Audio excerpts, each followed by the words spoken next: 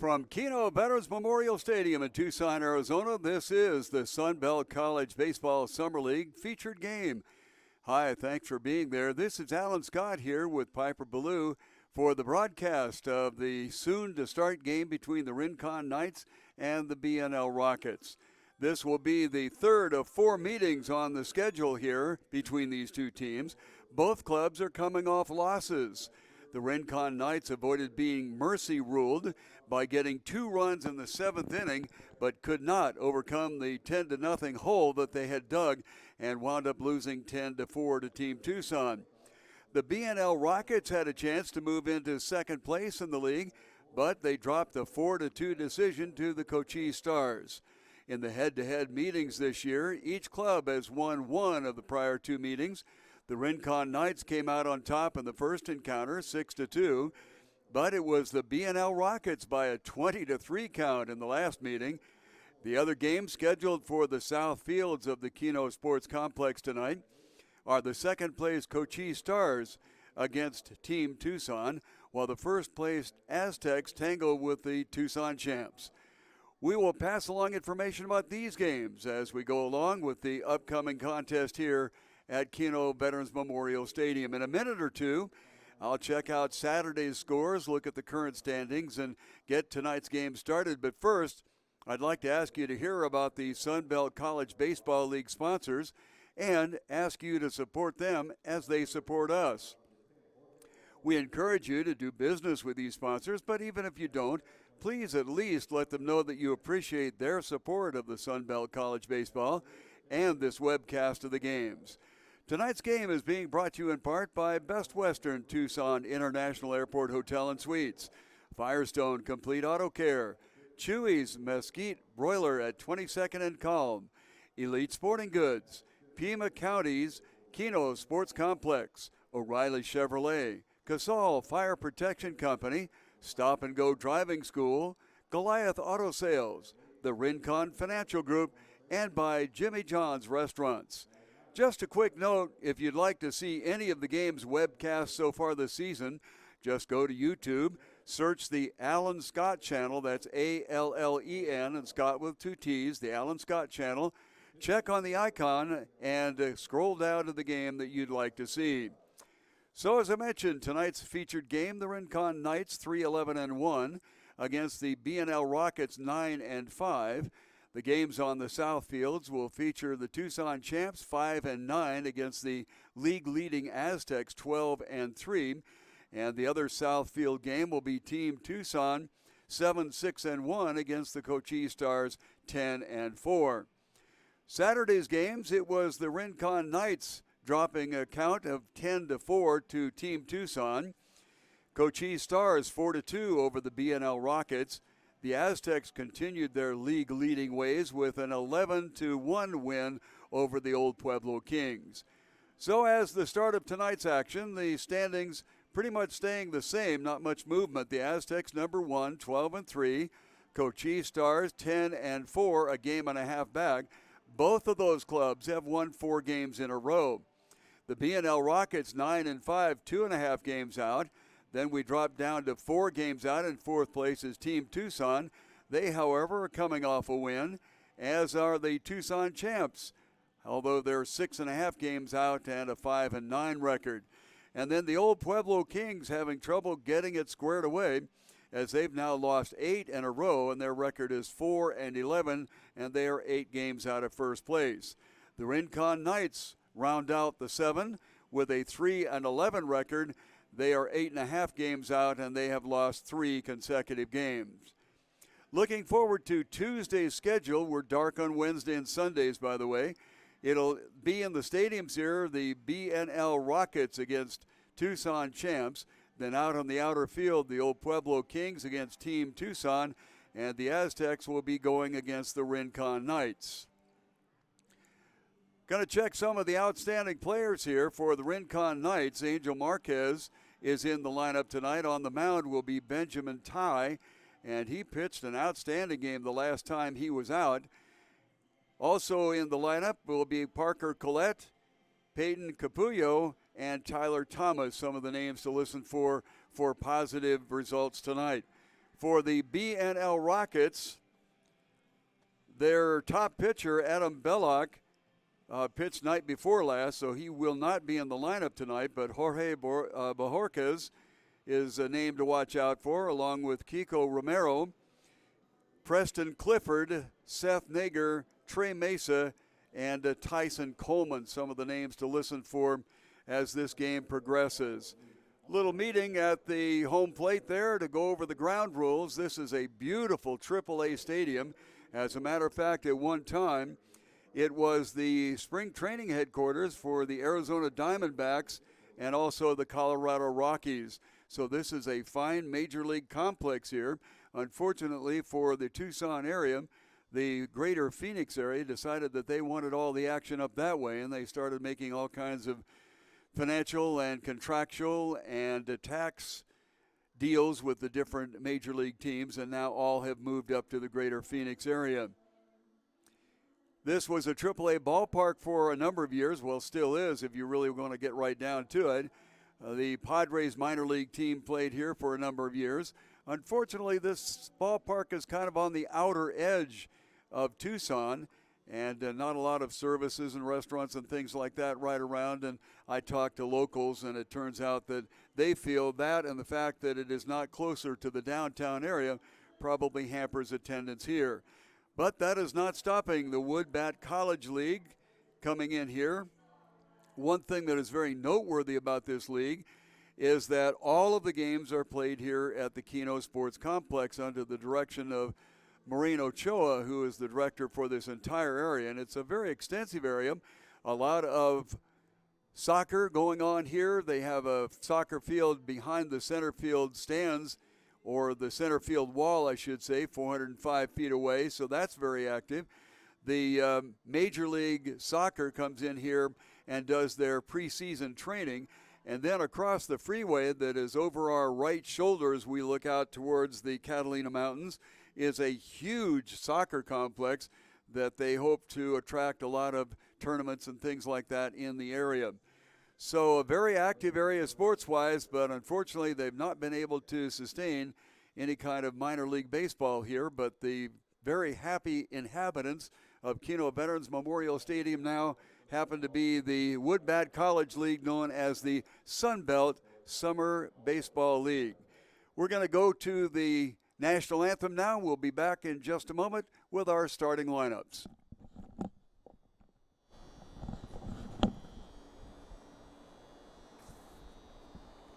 Thank you.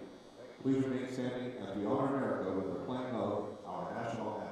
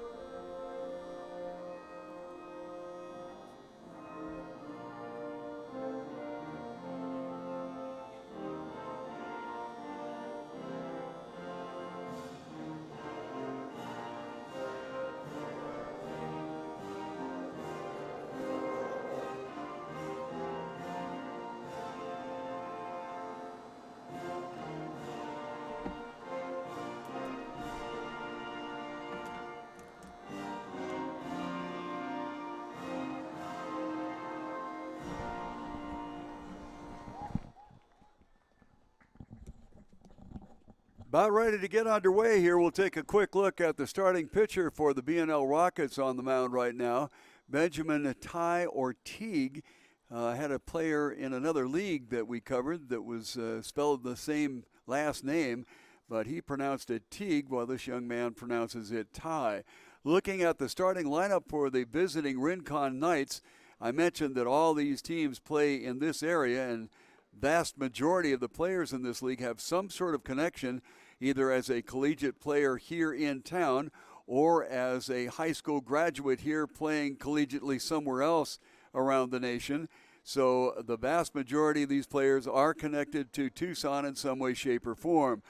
Starting off for the Rincon Knights, the extra hitter Tyler Thomas will bat number 1. Sam Gustafson, the second baseman. Number 2, Alvarado Barnett, is the shortstop. Number 3 in the 4-hole, Parker Collette in center field. Wrigley McGuire at first base. Alberto Nieto in right field will be in the 6th spot. In the 7th spot, Peyton Capullo in left field. Batting number 8 will be Angel Marquez, the third baseman. 9th spot will be Daniel Quijada, and he's behind the plate tonight. And Emilio Gonzalez will be the designated hitter tonight in the 10th position. We'll give you the starting lineups for the BNL Rockets in just a moment. Behind the plate for BNL will be Kiko Romero. He was the player of the week a couple of weeks ago and has a very strong batting average. And on the mound for BNL will be Tyler Whitshire. And the Rincon Knights are going to start off with their extra hitter. There are 10 hitters here. And, of course, this is somewhat of an instructional league. And they want to have as many at-bats as possible for the players. And so they bat 10 around. That 10th player does not play offense. Defense. First swing fouled off to the right side. Now the configuration of Kino Veterans Memorial Stadium, 340 down the lines, 375 and straightaway right and left as the second pitch comes our way. Outside corner for a called strike, and right away Thomas is down 0-2. It is 390 to the alleys, 405 to straightaway. The wind blowing tonight in its normal left corner to right corner configuration. And the next pitch is on the outside corner for a called strike, and that will be the first out here of the top of the first inning as Tyler Whitshire gets his first strikeout.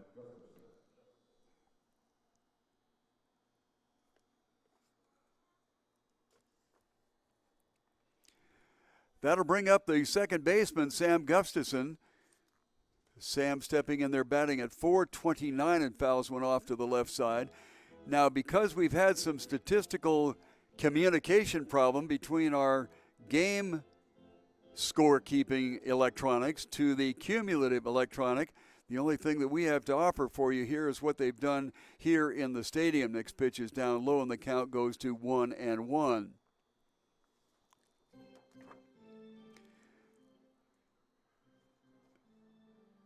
Sam, the other day, the last game, as a matter of fact, against Team Tucson, had a rough night. He was 0 for 4. He's 9 for 21 on the season, however.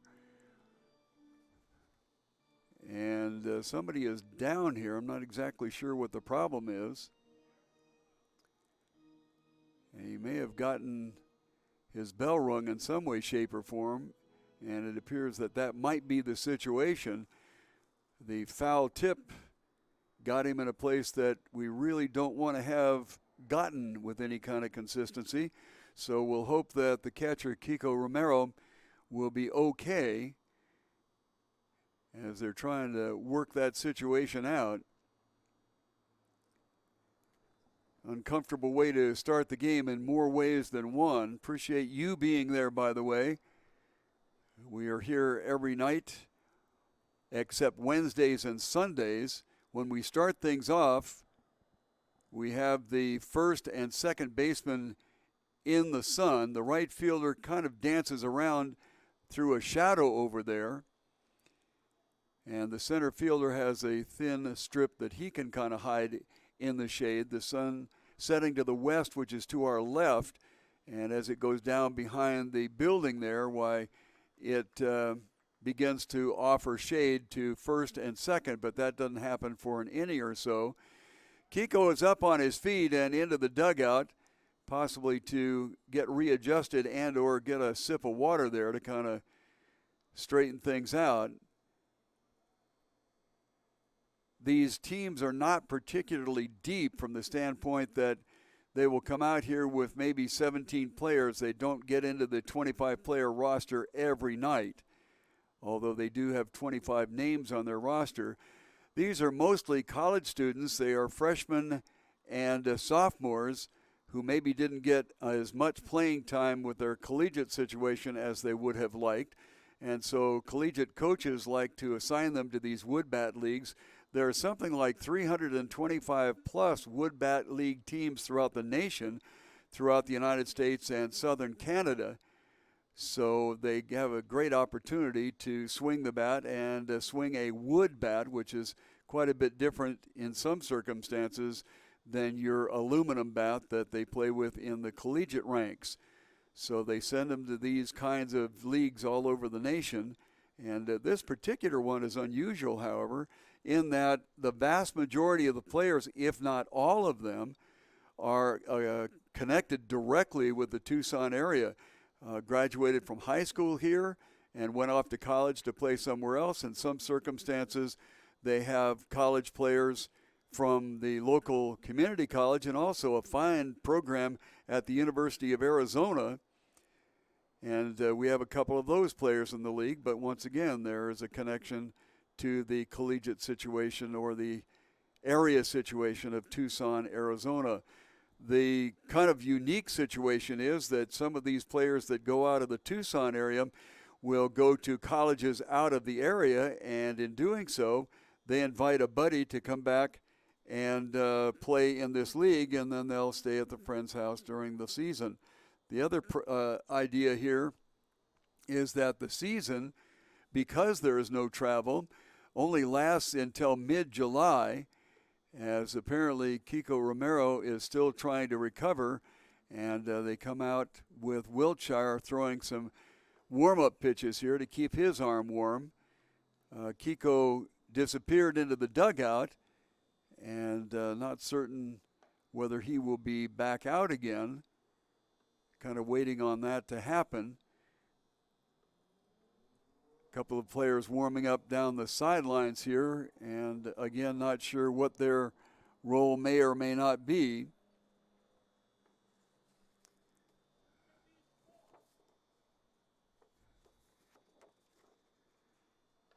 On the sidelines here is Marco Osuna, is number 15, and since they don't have numbers on the fronts of their uniforms, not sure who the other player is.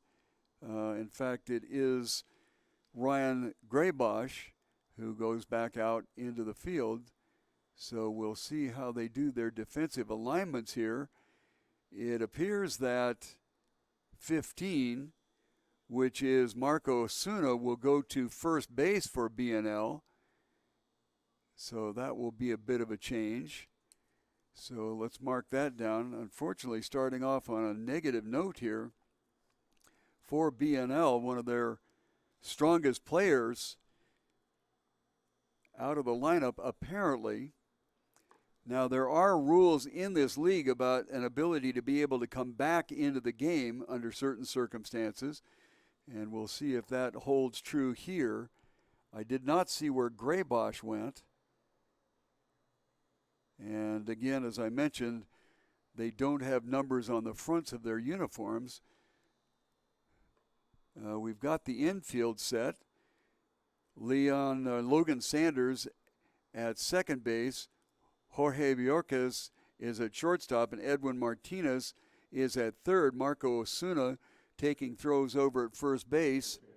And it looks like going into right field will be number 29. That is Ryan Graybosch, and we will see who goes where here.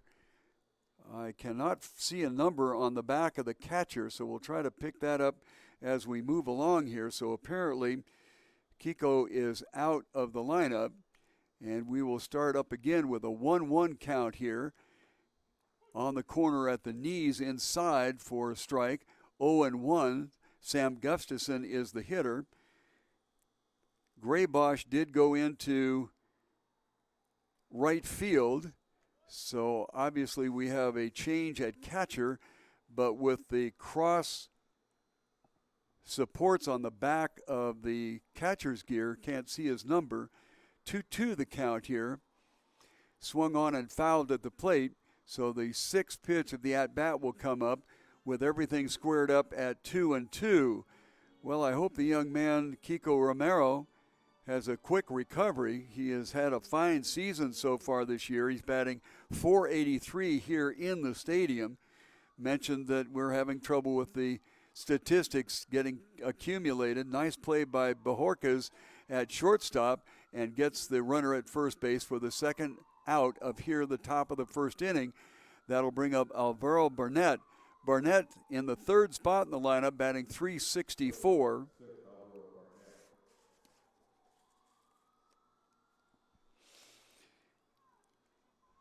Barnett 4 for 11 on the season. Haven't seen much of him in the last two games on the 22nd and the 18th. To the plate, swung on and hit out towards Bajorquez. He tries to one-hand it, and it scoots in underneath his glove. So that will be an error, and we have a two-out base runner on first base, and that'll bring up Parker Collette. Parker Collette, 1 for 3 in the game against the Team Tucson group, and against the Stars on the 18th, he was 2 for 4. So he's come on strong here lately, 5 for 26 on the season. So Parker is struggling a little bit at the plate early on. First pitch is a ball. 5 for 26 is Mr. Collette, batting .192, but he's had a couple of fine games here, the last two in the stadium. Outside corner for a called strike. The base runner and the first baseman are having trouble with that sun. Barnett is holding his hand up to keep the sun out of his eyes as he gets a reasonably decent leadoff. At the set is Wiltshire. Top of the first as we're just getting underway. Off-speed pitch inside, jams him, swings, misses, and it's 1 ball and 2 strikes.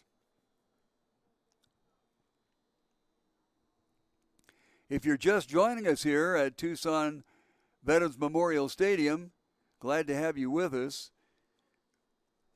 Just getting underway. This one, a soft grounder out to third. Martinez up with it. The strong throw across to the bag, across the infield, and gets him at first base.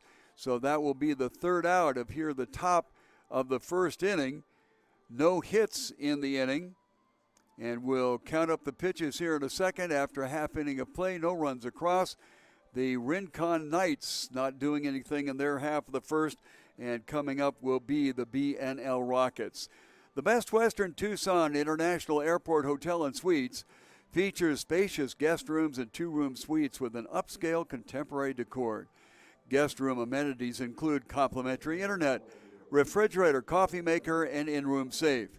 You can watch premium cable channels on a 42-inch flat-screen HD TV.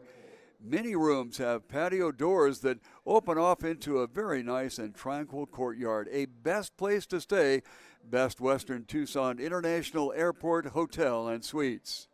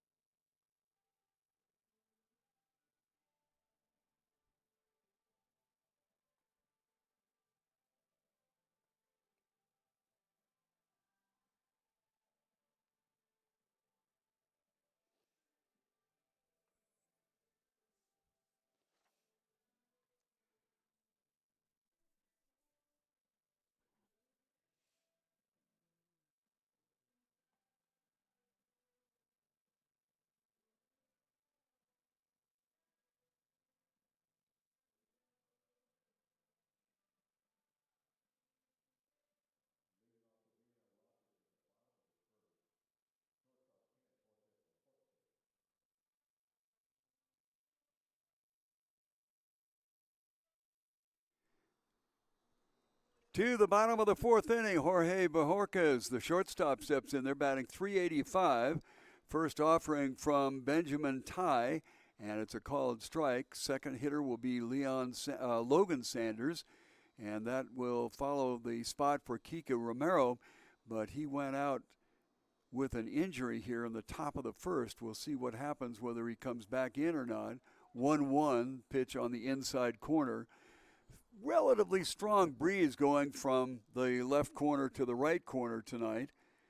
Didn't quite get as warm in Tucson today as it has recently. We stayed at about 94 degrees, and that will drop down rather nicely as the evening goes along, although right now it has stuck pretty close to what it was when we first started off at 97.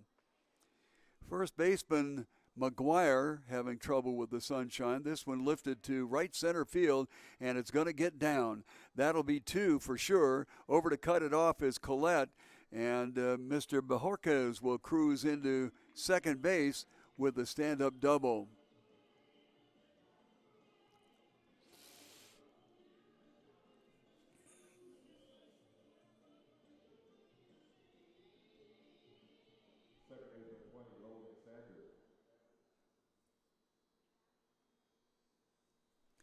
Logan Sanders will be the hitter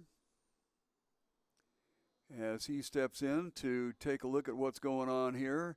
Runner on second, bottom of the first inning, nobody out, and the batter around to bunt there. Coming down from first base was McGuire. Angel Marquez at third stayed at home because there's a runner on second. A leadoff double by Jorge Bajorquez, the shortstop. Pitch is down low for a ball. Last time out for Benjamin Ty, he really had an outstanding outing. Once again, as I say, trouble with getting our cumulative stats, and so I can't give you specifics. I do remember it was a great job. Swung on and fouled off to the left side, 1 ball and 1 strike. Out of the on-deck circle for BNL is number 15, Marco Osuna. So apparently Kiko Romero stung enough that he's not going to finish the ball game or even get any farther into it than the top of the first inning, third pitch. Look back at second, come to the plate, off-speed pitch high and away, 2-1.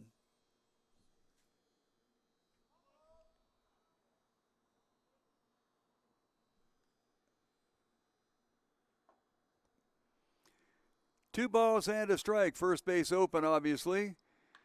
Whacked hard down the third baseline. Knocked down by Marquez. He holds the runner at second. The throw to first, not in time, and back to second base. They almost had him hung out to dry. So 2 base hits in a row, a double and a single. And that will bring up Marco Osuna.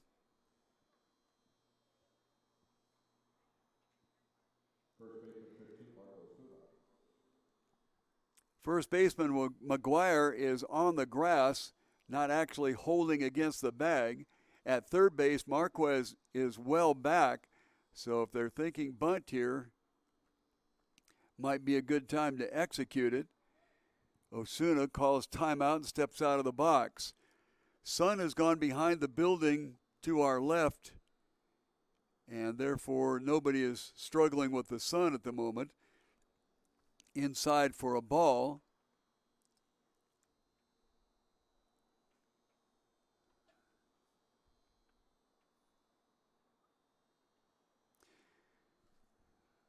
Osuna batting .333, which is nothing to sneeze at, but he's taking the place of somebody batting .483 as the catcher got his bell rung there.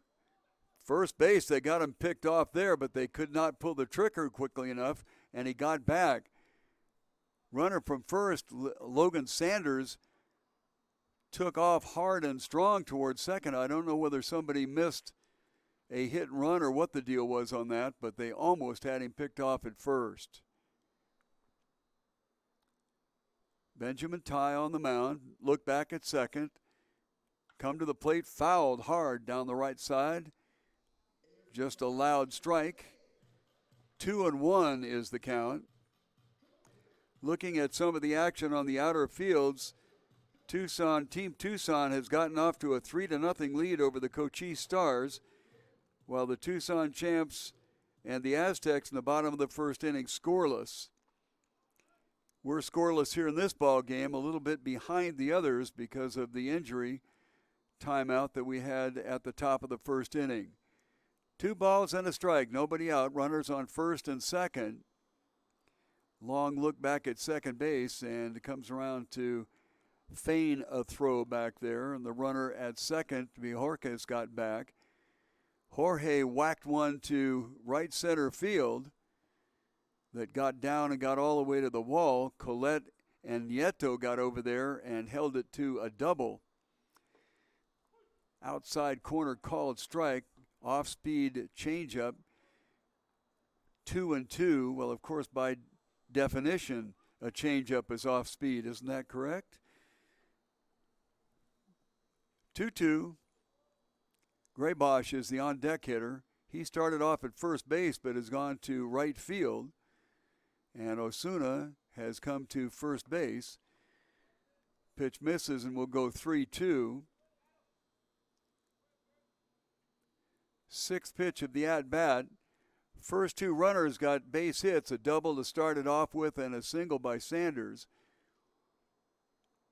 3-2. Nobody, well, they all go and swung on and fouled off right in front of the plate. So everybody will come back and we'll try it again.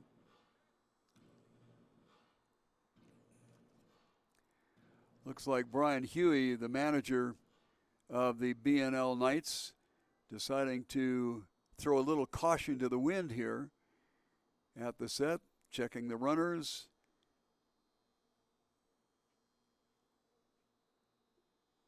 They both go, and it's a ball 4, a walk. So that will load them up without regard to whether that was the intent or just to shake up the pitcher or whatever. It worked, and the pitch was a ball, and that'll bring up Ryan Graybosch. Graybosch batting .333, started on first base and now has moved out to right field.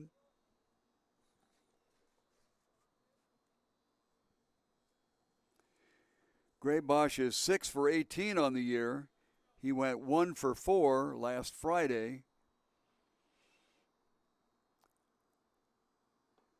High and away for a ball.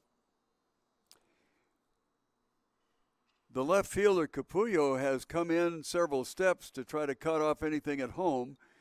Colette in center and Nieto in right. Actually, in right, Nieto is pretty deep. In center, about medium depth. This one fouled off to the right side into the stands, and the count will go to 1-1.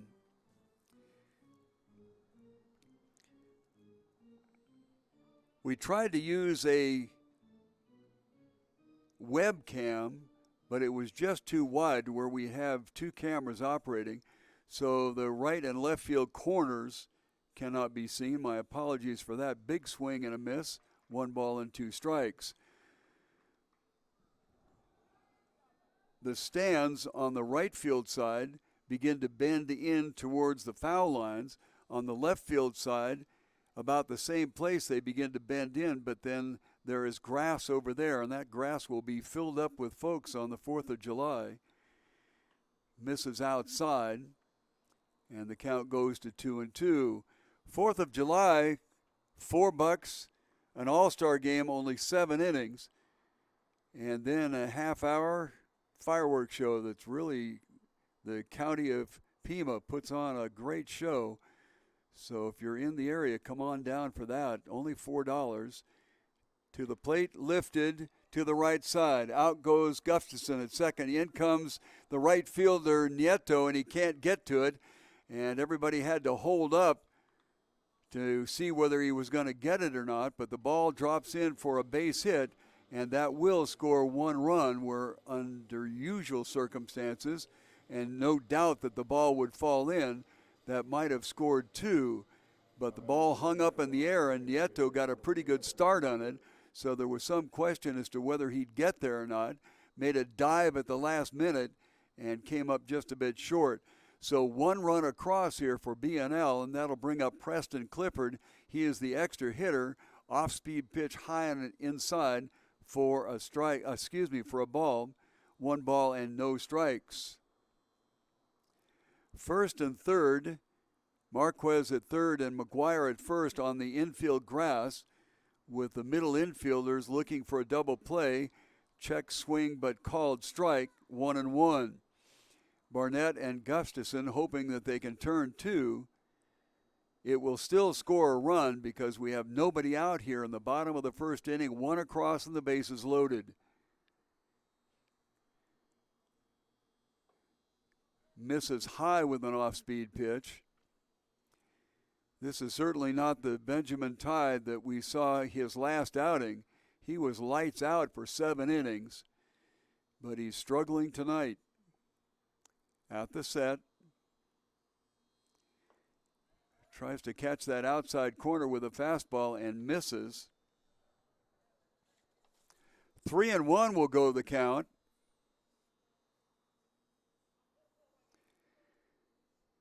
Benjamin goes to Williston State in Williston, North Dakota. High for a ball, and that will bring one in. So an RBI walk. Coming down from third will be Logan Sanders. Osuna will move over to third base. To second base will be Graybosch. And coming up to bat will be the designated hitter, Evan Falwell.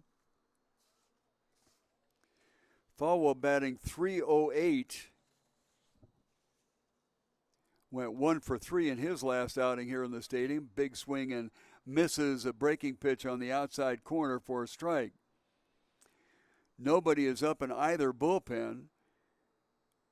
So Ty is going to have to work his way out of this one. 0-1.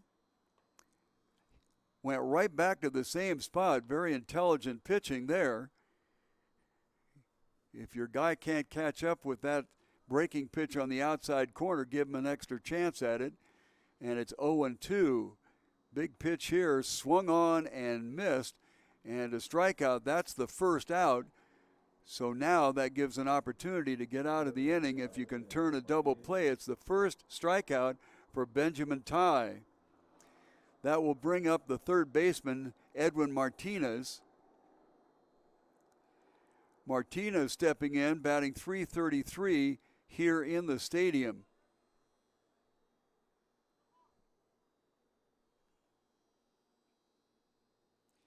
Now, of course, we have games going on the south fields. And Edwin might be tearing it up out there, but in the stadium, outside corner called strike. So what Ty desperately needs in this situation is to turn a double play. Obviously, first and third will think about a ground ball and coming home. Misses outside, 1-1.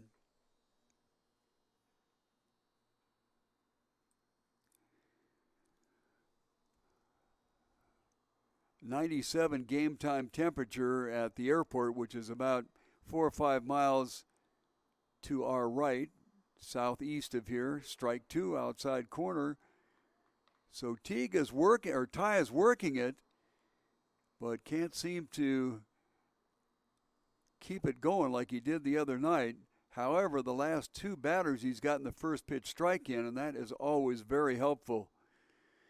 Outside, good job by Quijada to get out there and make sure it doesn't go to the backstop. 2-2. One out here. The bases are jammed. No place to put them. A walk has already resulted in a run here. 2-0. This one hammered down towards first. He'll come home for the force out, and that will be all they get. So Martinez on a fielder's choice. The 3-2 put out will be the second out of the inning, and everybody will move up 90 feet. Graybosch will move over to third. On second base will be Preston Clifford, and at first Edwin Martinez, and that'll bring up the right fielder Trey Mesa.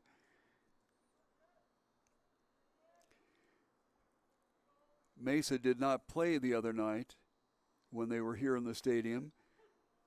At the letters outside corner for a called strike.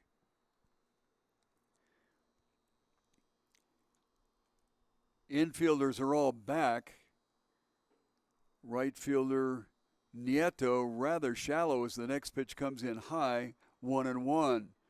Center field Parker Collette has a tendency to be medium depth or even a little shallow.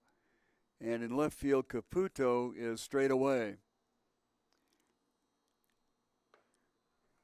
Went to that same spot again and got Trey Mesa looking 0-2. So possibly Ty, the pitcher, will be able to wriggle his way out of this after giving up a double, then a single. This one way outside. And for the second batter in a row, we're going to go at 2-2. 2 balls, 2 strikes. You certainly don't want to go 3-2 with 2 outs. This one lifted shallow right side. I think it's going to get in foul territory. Over to take a look at it was McGuire, but he was kind of intimidated by the wall creeping up on him there and threw on the brakes, the ball falling just inside the wall. So might have had an opportunity over there. And once again, I apologize for the fixed camera coverage that we have here. When we tried to use that webcam, it made them all look like ants out there. Maybe we'll be able to put a second camera in next year. This one fouled off to the right side again, and so we'll go to pitch number 7 in the at-bat with a 2-2 count. Most hitting instructors like the idea that a batter has seen a lot of pitches. They seem to feel that that increases the opportunity for the batter. 2-2 to the plate. This one straightaway center, but it's going to be right at Parker Collette. He one-hands it, and the line drive to the center fielder Parker Collette will end the inning. 2 runs came across, and after 1 full inning of play, we have a count of 2 for the Rincon, or rather the BNL Rockets, and nothing for the Rincon Knights. They'll be coming up. Firestone Complete Auto Care is your go-to tire store in the greater Tucson area. Find the right tires online or in store. There are 5 locations. You can pick the one closest to you. The 2400 block of North 1st, 3501 East Broadway, 290 West Wetmore Road, 4800 block East Sunrise, or 7950 East Speedway. Anywhere that you go for Firestone Complete Auto Care, you won't be disappointed.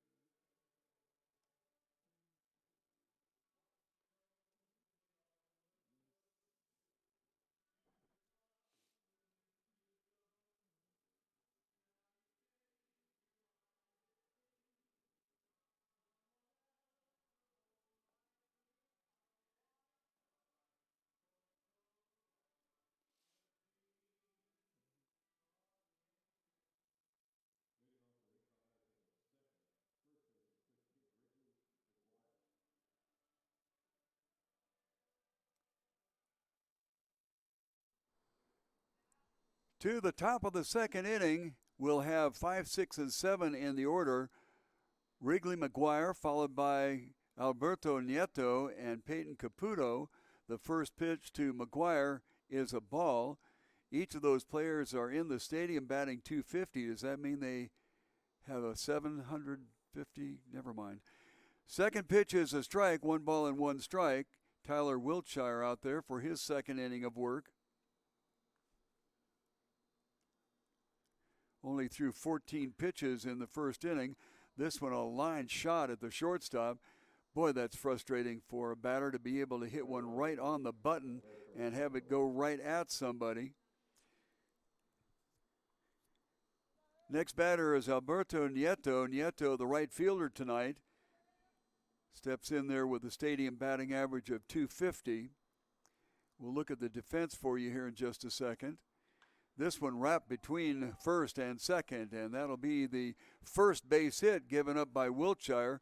He had a base runner in the first inning, but that was on an error. The defense, Martinez at third, Bajorquez at short, Sanders at second, and Marco Osuna at first base. We'll look at the outfield in a second. Peyton Caputo standing in there. As I mentioned, he was one of the three in a row that is batting .250.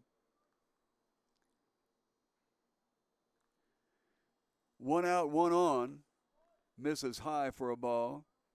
Outfield of Mario Corrales, Seth Nager, and Ryan Graybosch.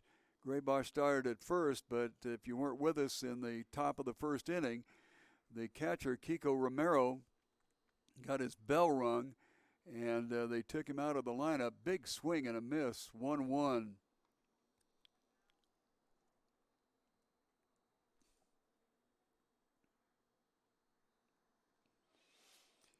Angel Marquez, the on-deck hitter. And then we'll go to the catcher, Quijada. Center fielder Seth Nager very short in center field, as is the right fielder Graybosch. Runner goes, throw to second, high and away, and he got in there.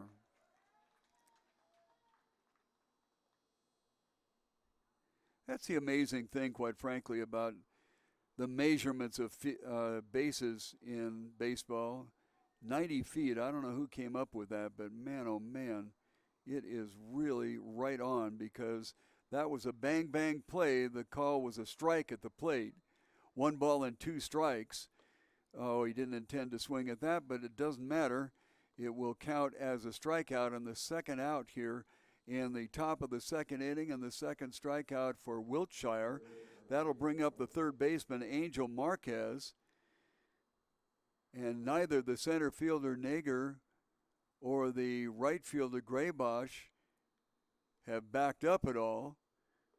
Down in the dirt, the runner from second started to go, Nieto, but a fine job by the catcher to keep the ball in front of him. And so no advance. Couple of outs here in the top of the second inning. Lights beginning to take over here at Kino Veterans Memorial Stadium. And one of my favorite times of the day, and I'll explain why in a second, late swing for a strike, 1-1. We have a range of mountains that you might be able to see in the background there. Those are the Catalina Mountains. And when we get into this twilight, they are outlined very starkly against the bluish sky. And it makes a very pretty picture. Angel Marquez, 1-1 at the plate.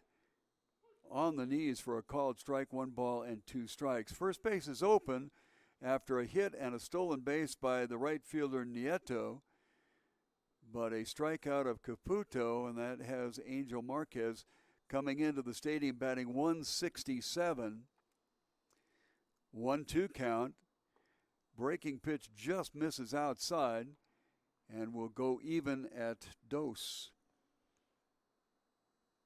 Top of the third, Team Tucson leading 4-0 over the Cochise Stars. The Stars just got themselves into second place with a win last night, or night before last, and now in jeopardy of dropping back down to a tie for third. Wrapped foul into the stands on the right side. 2-2 count, 6th pitch of the at-bat coming up. The Aztecs are off to an early lead over the Tucson Champs, 3-0. The Aztecs, the league leader by a couple of games right now, and they have held that. They were tied for first place about 4 games ago, but they have since come on strong. Looking, called strike. Third out of the inning, and that will end things in the top of the second.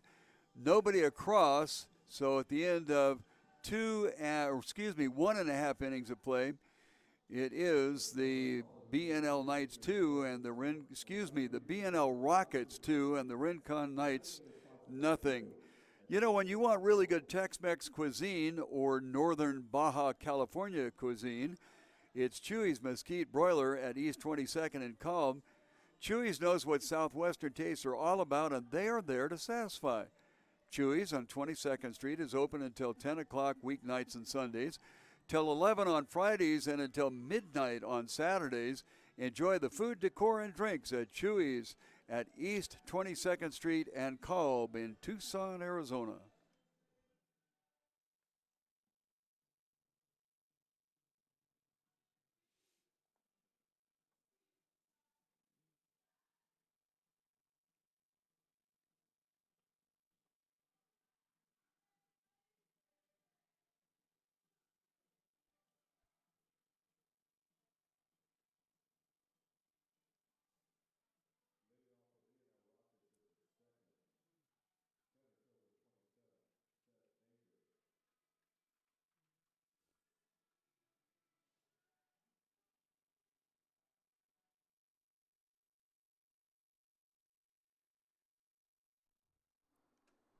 The center fielder, Seth Nader, will step in. He's the 9th hitter in the lineup, followed by number 10, Mario Corrales, first pitch swinging and missing, 0-1. Then we'll go to the top of the order, Jorge Bajorquez. Bajorquez started things off with a double, came around to score. Out and away, 1-1 to Nader.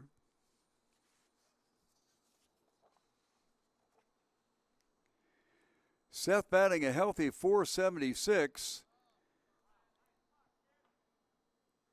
2 balls and a strike.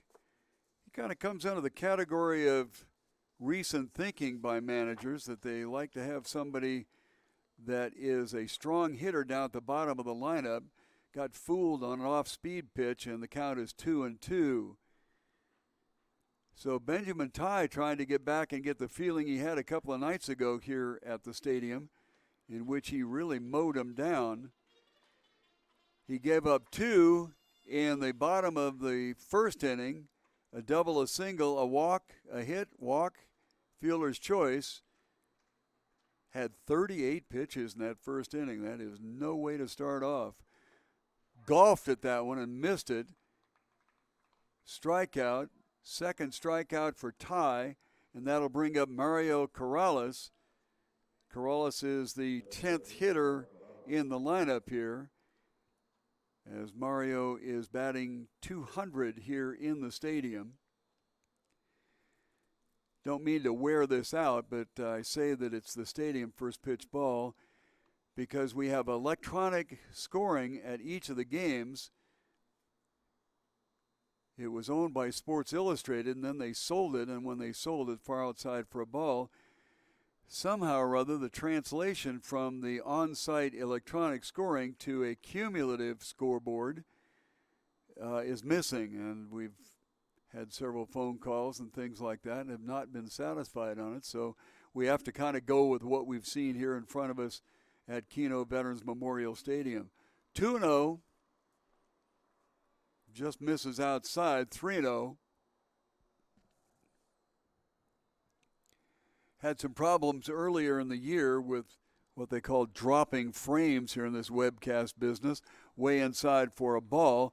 And that will put a one-out base runner on first base, and we'll go to the top of the order. Bajorquez, the shortstop, came in batting .385, and he elevated himself by getting a double. He moved around to third base on a walk after a base hit by Sanders, so that loaded him up, and then came home on an RBI single by Ryan Graybosch, who was the 4th hitter in the lineup. First pitch down low for a ball to Bajorquez.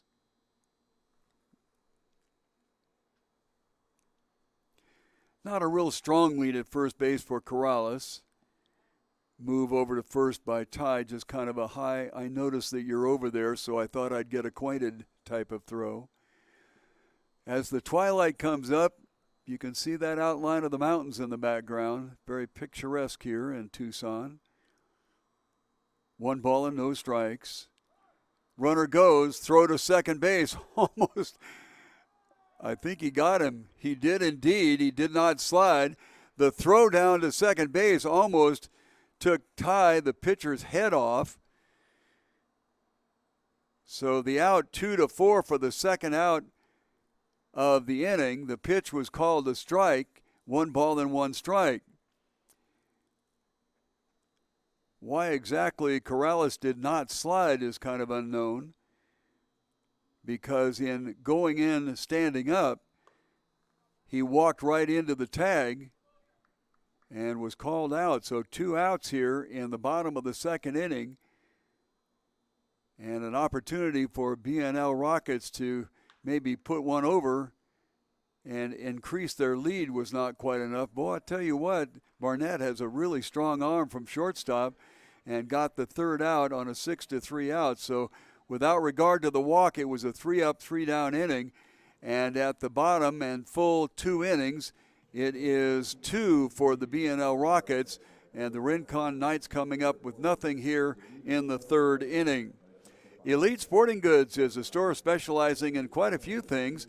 They have equipment and uniforms for all sports. They have school uniforms. They also do a tremendous amount of company printing. They have a full range of services, including silk screening, embroidery, heat press, custom printing, banners, and a whole lot more. Elite Sporting Goods, they're over there on South Campbell at 3640. Stop by, call, or find them on the web.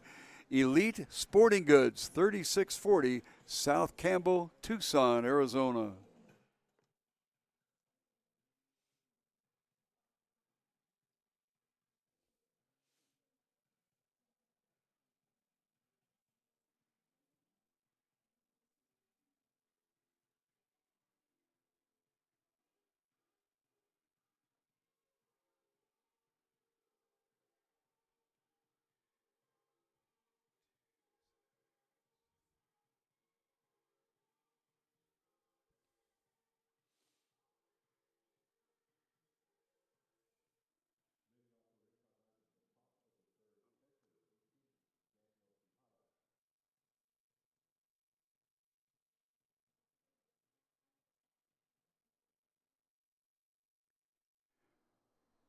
We go off to the top of the third inning with Ty having a much better inning last inning.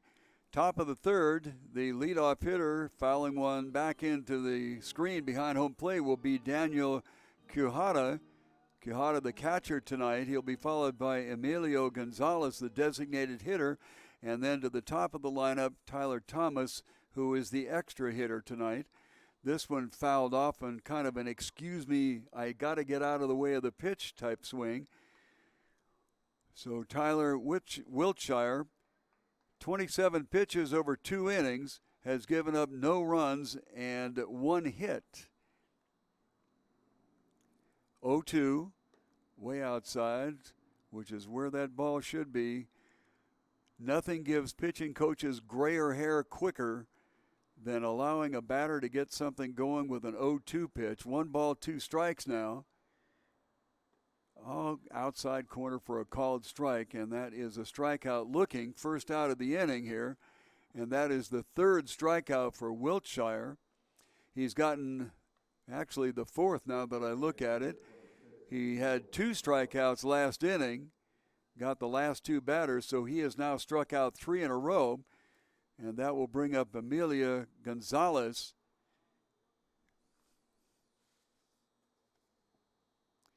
Swung on, fouled off into the stands on the right side for a strike.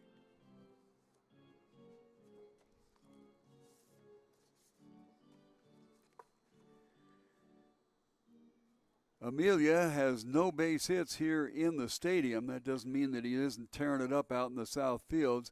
1 hop to Logan Sanders. It's over to first base for the 4-3 out. I'm going to make an assumption that you have an awareness of the scoring situations in baseball, but in case you don't, the pitcher is considered to be defensive player 1, the catcher 2, first baseman 3, second baseman 4, over to third base 5, and the shortstop is 6, and then we go left to right in the outfield, 7, 8, and 9 left to right. This one wrapped solidly into center field, and it'll drop in front of Seth Nager for the second base hit of the ball game, given up by Wiltshire. but it is a 2-out single. That'll bring up Sam Gustafson. Pretty healthy batting average here in the stadium. He came into the game batting .429, grounded out to the shortstop Bajorquez in the first inning. So Sam up there from the left side, throws right, bats left, called strike for the first pitch.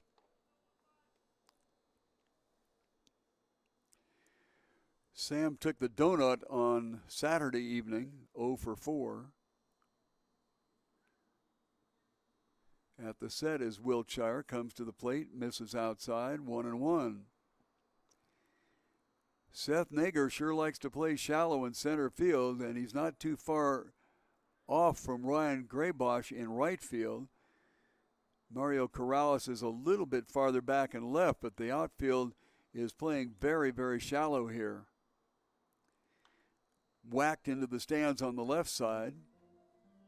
1 ball and 2 strikes. If you weren't with us earlier, talk about the dimensions of the ballpark. 340 down left and right foul lines, straight away left and right, 375. 390 in the gaps and 405 in center field. Lights taking over here at the stadium. Off-speed pitch drops in there, and it will be a called strikeout. And out of the last 6 batters, that is 5 strikeouts for Mr. Wiltshire, who seems to be kind of on fire tonight with those Ks. Top of the third inning, nothing across, and nothing across all the way for the Rincon Knights, while the B&L Rockets coming up have 2 on the board at this point. You know what? It needs to be Kino Veterans Memorial Stadium on the 4th of July. Listen to this, a spectacular fireworks show following an all-star 7-inning ball game that starts at 5:30, but the gates open at 5 o'clock, and they open to this. Dollar hot dogs, giveaways, a kids' fun zone with games, music, and much more. All of this for just $4. Get advance tickets and with that, free parking at Pizza Hut Food City or the Cactus Bowling Alley. Kino Veterans Memorial Stadium, the 4th of July. Gates open at 5. The game starts at 6:30. We're going to guess that the fireworks happen around 9-ish. So come on down and enjoy it, because it is one outstanding evening and a fine fireworks show put on by Pima County.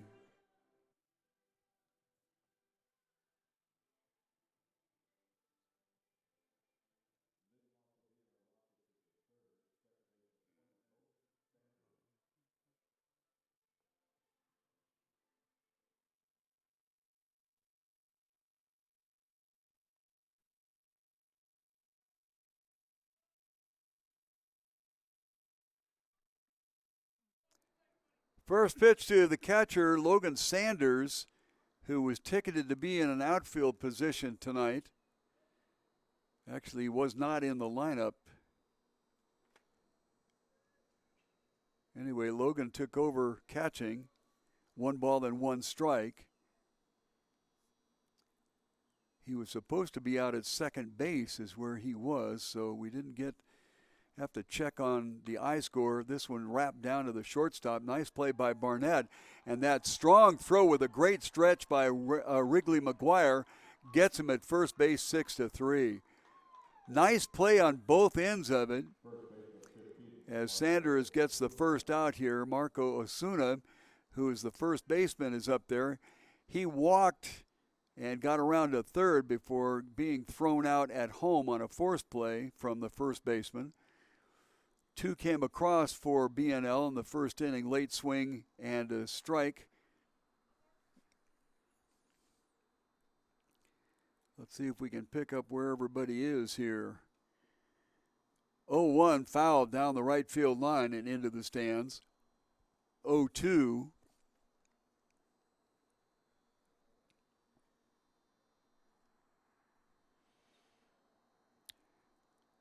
One out, nobody on. Waste pitch was really wasted outside. Kohada gets out there and grabs it. On deck hitter is Ryan Graybosch. Got an RBI single in the first inning. 1 out and nobody on here in the bottom of the third.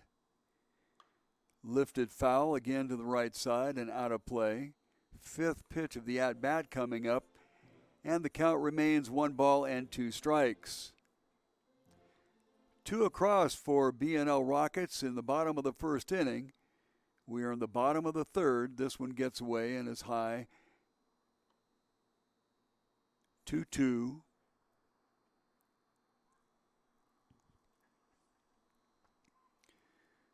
Now this outfield for the Rincon Knights plays a little bit deeper. This one slowly hit down towards the shortstop, cutting off is Marquez, as rightly he should do. Very alert play by Marquez as he cut in front of the shortstop Barnett on a slow roller, and that's exactly how you teach him to do it. The idea, of course, being that the shortstop is going to have to change directions a little bit to be able to throw him out at first, while the third baseman cutting in front has momentum going that way and can record the out. So a couple of outs here in the bottom of the third, and Ryan Graybosch stepping in there, came into the ball game batting .333.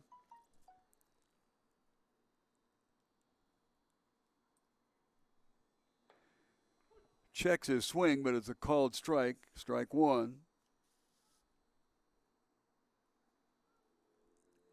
Temperature kind of hanging in there tonight. Normally about this time it begins to dip down a bit. Another big swing and a miss, 0-2. So Benjamin Ty beginning to show the flashes of brilliance, if I may overstate the case a little bit, that he showed the other night. Had a terrible time through 38 pitches in the first inning. This one misses outside. He threw 14 in the second, so 52 coming into this inning. This is the 64th pitch here, and loses it high, and for the second time in a row, he'll go 2-2 on a batter.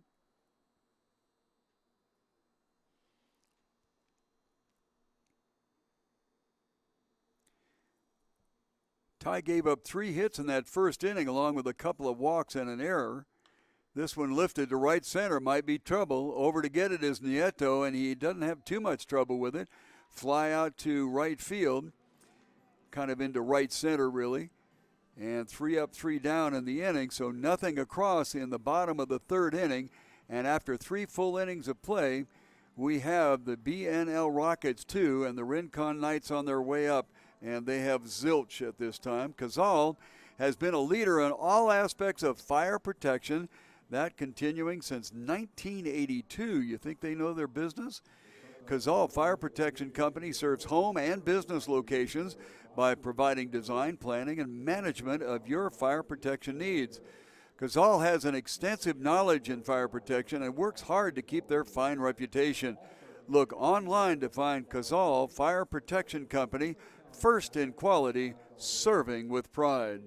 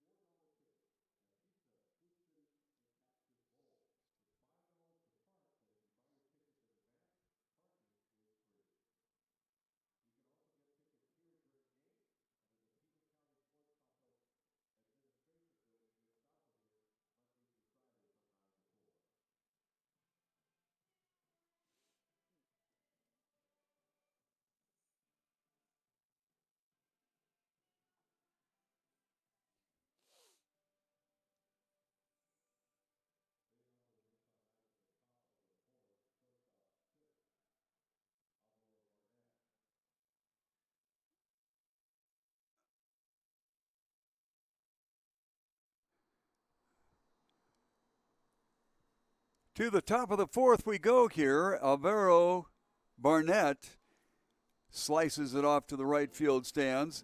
Boy, I've been very impressed by the strong arm that he has displayed from his shortstop position tonight. He got on first in the first inning on an error by the other shortstop.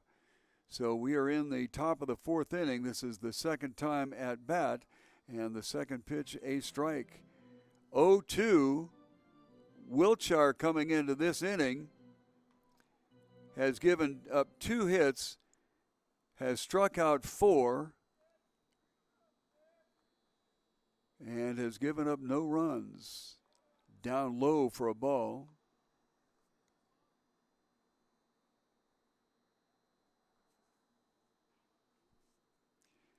had only 11 pitches in the third inning.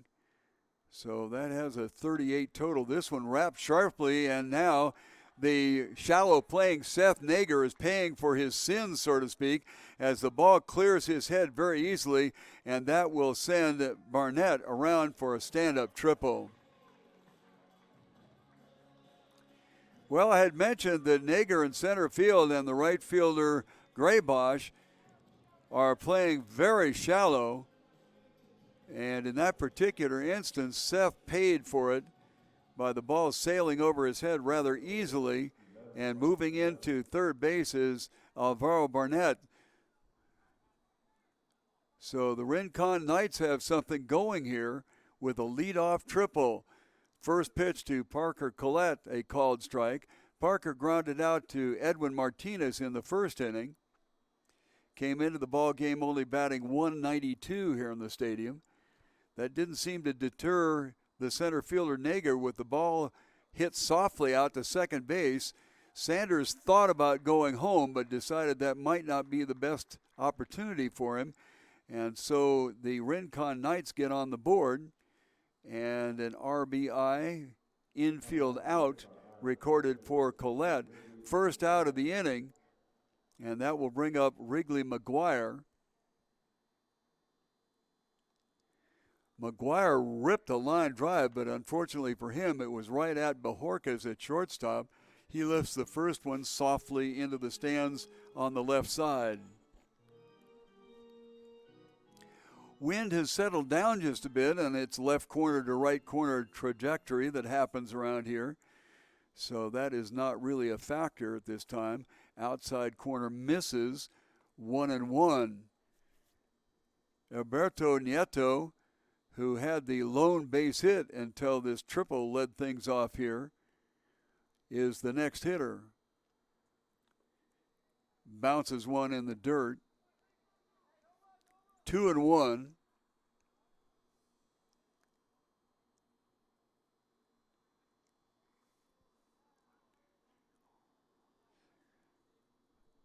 Wiltshire, out of the last 6 hitters before this inning, had struck out 4, but he was touched up for a booming triple, swung on and missed. 2-2. And then an infield out. Quite frankly, the infield was back, willing to sacrifice the run to record an out, and that's exactly what they did. So 2-1 here in the top of the 4th inning. Punched him out, and he knew it too. He came out of that batter's box like he just grounded one to shortstop or something. Second out of the inning.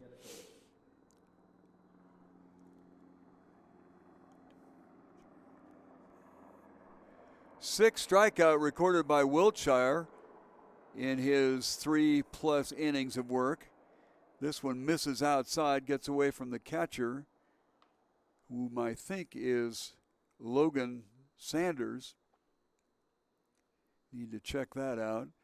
The problem with catching the replacement at catcher is the fact that he has a cross member that won right back through and just past the glove of Wiltshire, past the glove of the second baseman, and we'll try to figure out who that is here. Unfortunately, we don't have communication. No, it's Trey Mesa who's behind the plate. So we'll get that figured out. So it was Logan Sanders at second base, diving for that ball. And it was kind of a seeing eye base hit, as it didn't miss Wiltshire's glove by a whole lot. And then Sanders diving didn't miss it by a whole lot. So with 2 outs, have a runner on first pitch swinging is the left fielder Peyton Caputo. Peyton struck out swinging in the second inning, one of the 6 strikeouts by Wiltshire so far. He's got 1 strikeout in this inning, looking. Just misses inside. Don't think he totally agreed with the home plate umpire, who is Jacinio Espinoza.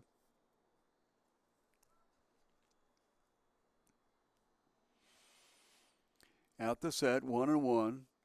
Very short lead at first base. This one late kind of swing and fouled it off. 1 ball and 2 strikes. Jacinto Espinoza behind the plate. Out in the field, John Anderson. Boy, John was out in one of the south fields last week and just got a foul ball flat on the face. Obviously, the face mask was there, but if you've ever experienced that, you know that that face mask doesn't do that much. Swinging strike as the batter took off from first base, but it's all for naught as that is the third out of the inning. So at the top of the fourth inning, 1 run does come across with a leadoff triple and an infield out. So our score after 3.5 innings of play, the B&L Rockets 2 and the Rincon Knights 1. O'Reilly Chevrolet would like to let you know about their 95th anniversary tent sale. What a sale. This thing's going to be going on all month. And savings, hello, savings. 20% off MSRP on the most popular cars, trucks, and SUVs.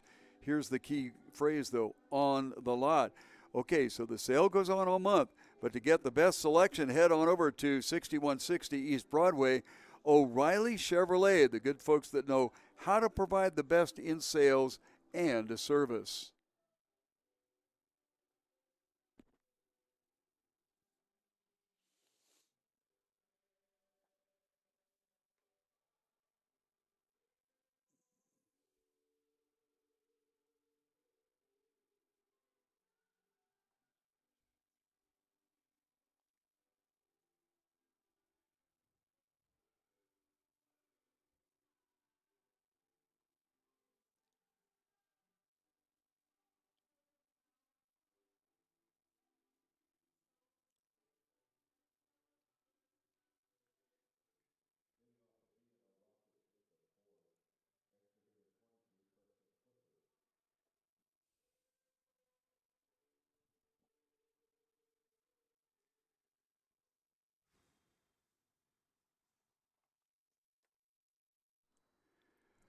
Preston Tucker will be the, Preston Clifford, that is, will be the hitter. This one he promptly flattens out to Sam Gustafson, who almost jumped too soon, but a line out to Gustafson, first out of the inning.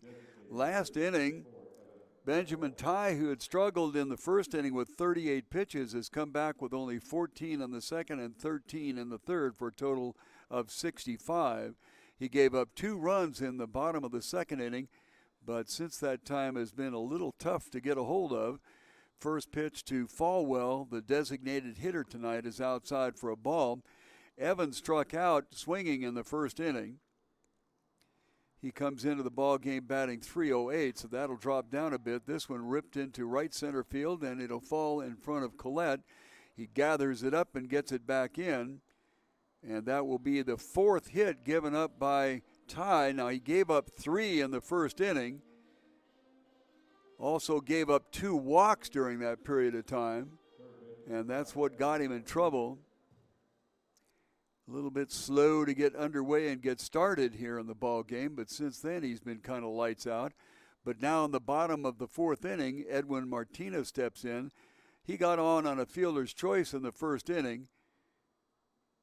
Batting .333, looks at an off-speed pitch right down Main Street. You know, sometimes from up here that looks like, oh my goodness, you should have slaughtered that into the night sky. But no, if you're not quite ready for it and it catches you off balance, that's exactly what the whole thing is all about. Marquez at third, Barnett at short, Gustafson at second, and Wrigley at first. That is Wrigley McGuire. We'll give you the outfield in a second. Misses outside corner low, 2-1. Outfield is left Caputo, center is Collette, and right is Nieto. This Rincon Knights outfield plays much deeper than the outfield for the B&L Rockets, and that kind of cost a run last inning in that the center fielder was up shy and wound up giving one up over his head. 3-1, runner on first stays there. Big swing and a miss, and we'll go 3-2. Trey Mesa is the on-deck hitter. He blasted a line drive straight at Parker Collette. Boy, that gets a batter going back to the dugout muttering to himself. Put it right on the button, but Collette didn't have to move a muscle. In fact, he might have caught it in his hip pocket. This one fouled off to the right side. And we'll keep our count at 3-2 with the 7th pitch of the at-bat coming up. Checking games on the outer field, Team Tucson 5-0 over Cochise Stars in the top of the 5th inning. And the Tucson Champs chomping at the bit and losing to Aztecs 4-1 in the 5th inning. We're a little bit behind here because of an injury in the top of the 1st inning. This one wrapped down towards third base. It'll stay fair. Marquez with a nice throw to first, got him by a half step. Fine play by Marquez as he came in on the slow roller, grabbed it. I was about ready to say something that he didn't set his feet quite right, but didn't seem to matter because he got the ball over to first base and recorded the 2nd out of the inning. That'll push Falwell over to second, and that'll bring up Trey Mesa. Mesa on the 7th pitch of his at-bat, like I said, laced one to center field. Now he gets to have one dunk into right field, and it'll look like the ripping line drive that he lost out on. This one wrapped hard past third base, and let's see if they hold him up at third. They do, in fact, because Falwell is not exactly the fastest guy on the team. So Mesa with a base hit, and we will move everybody over. That'll put Falwell on third, and Trey Mesa on first base with Seth Nager, who struck out swinging in the 2nd inning, stepping in there.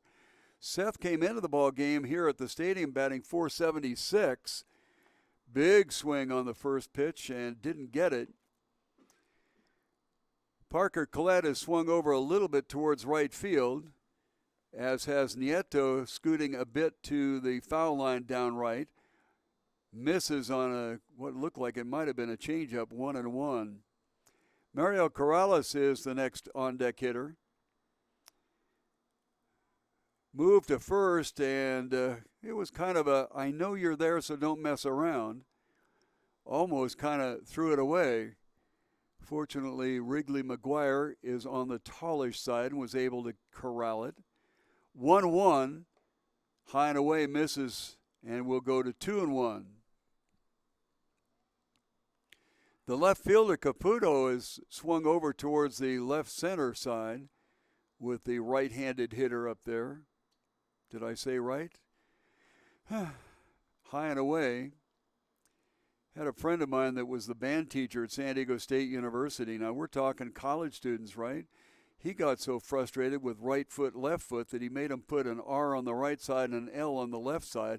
This one bashed into right field, and that will score a run. The runner from first goes around to third. The throw to third, and it gets away from the third baseman. That may move him up to score another one on the throw. So a couple of runs come across there. One would be an RBI base hit, and the other one is going to be on the throw, I would suspect. Now, whether it was the third baseman not gathering it in, not exactly sure. We'll look at the official score here in just a second and try to figure that out. But 2 runs do come across, and the Rockets advance their cause by 2. Batter is Mario Corrales, looks at an off-speed pitch on the outside part of the plate and misses it. So here in the bottom of the 4th inning, almost out of the inning, was Ty, and didn't quite work out for him. Gave up 2 more runs. Breaking pitch outside corner, called strike, 0-2 to Corrales. Corrales got a walk in the 2nd inning, but was thrown out trying to steal. 2 outs in the bottom of the 4th, 2 across, man on second base. Kind of waved at one outside, and that will cash it out for this, the bottom of the 4th inning. But they did get to the teller for 2 runs, and after 4 full innings of play, it is the BNL Rockets 4 and the Rincon Knights 1. The top Tucson driving school is Stop and Go Driving School. Learning to drive is not just something you do to get past your test and get your license. You do it to make sure that you're safe on the road.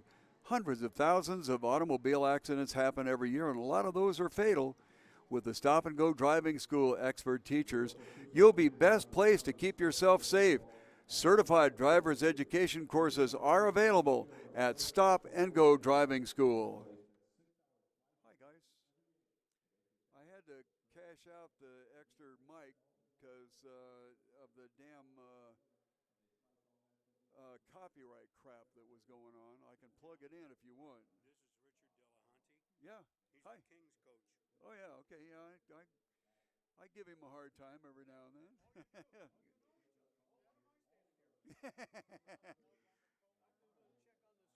Okay.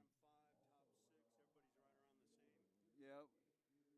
Let's see if I can catch the number of pitches here. 85. Oh my. Okay. 0-20.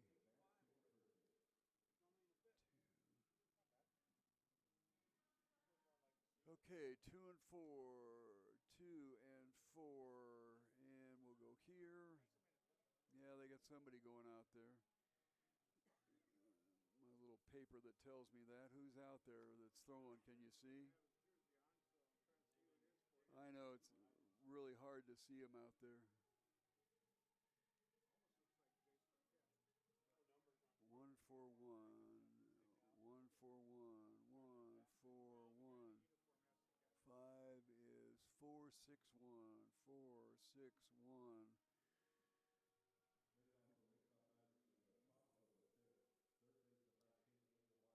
Yeah, we've only gotten one copyright ding since I started doing this, and they haven't stopped anything. Off we go to the top of the fifth inning, bottom of the order, 8, 9, and 10. Rincon Knights trying to get one back here, at least high and away to the batter Angel Marquez. Marquez coming into the stadium batting 167. He's playing third base tonight, and in the second inning, he struck out looking. First pitch to him, high and away for a ball. Wiltshire on 55 pitches through 4 innings. Tries to sneak one across the knees there and doesn't succeed in it. So far, Wiltshire has given up 1 run. He gave that up last inning. 4 hits. So he is cruising right along. Once again, that outfield for the B&L Rockets likes to play shallow. This one ripped right side foul into the stands along the right field line. 2 balls and a strike. Yeah, Seth Nager is playing very, very shallow and actually over towards right center. Apparently we shattered a bat there or split it or something like that. These bats go away pretty quickly nowadays. They're using what, maple and something else. The old hickory bats, you could really do a number on those. Of course, that's why they have these wood bat leagues during the summer for the collegiate players, because they've got to play with aluminum bats during the year. Drops in there for a called strike, and we go 2-2.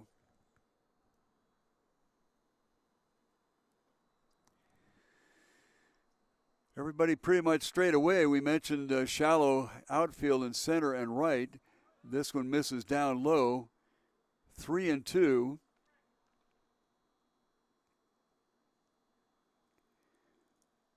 Wiltshire went 3-2 to Marquez back in the second inning and got him to look at a called third strike. I'm sure that he'd like to replicate that right now. This one whacked down to the second baseman, Logan Sanders. He is up with it and over to first for the out. 1 out in the top of the fourth inning. That'll bring up Daniel Quijada. He struck out looking. He was one of 3 consecutive strikeouts stretching over the second and third inning, and part of 4 strikeouts over the 6 batters. But then Wiltshire came into the top of the, the top of the fourth inning and gave up a triple and an infield RBI. First pitch outside corner called strike. Then he got Wrigley McGuire to strike out looking and Peyton Caputo to strike out swinging, and that is his total to this point, 6. Waved at an outside pitch and fouled it to the left side. So in command is Mr. Wiltshire, 0-2 with Emilio Gonzalez, the next hitter. We are in the top of the fifth inning, 4-2 in favor of the guys in the field right now, the BNL Rockets. This one swung on, lifted to the stands on the right side. Count will remain 0-2. Trey Mesa is behind the plate for BNL right now. Starting things off was Kiko Romero, and he kind of got his bell rung in the top of the first inning, and they made some switches. Gray Bosch went from first to right field, and Marco Osuna came into the ball game with Trey Mesa moving from right field to behind the plate. Waste pitch outside, 1-2. Like to see on the 4th of July down here. I don't care if you live in Maine. It's a heck of a show here, I tell you what. All-star game of only 7 innings, kill pitch right inside corner, and for the second time in as many at-bats, Daniel goes down looking at a called third strike. That'll bring up Emilio Gonzalez, nobody on, and a couple of outs here in the top of the 5th inning. Yeah, that 4th of July thing here, Pima Community, or rather Pima County, puts on one heck of a fireworks show. Only costs $4. They got dollar hot dogs. They got kid fun zones and everything else like that. We put quite a few folks in the stands last year with the same event, high strike.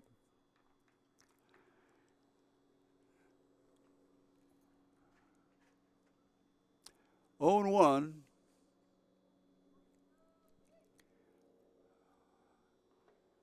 Inside corner for a called strike. And for the second time in as many batters, Wiltshire has an 0-2 count.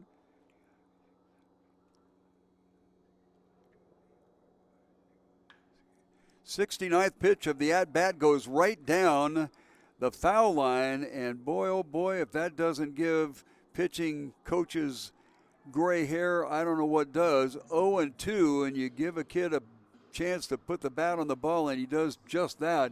Edwin Martinez did a fine job diving at the ball between himself and the foul line, but couldn't come up with it, and that'll take us up to the top of the inning. Tyler Thomas.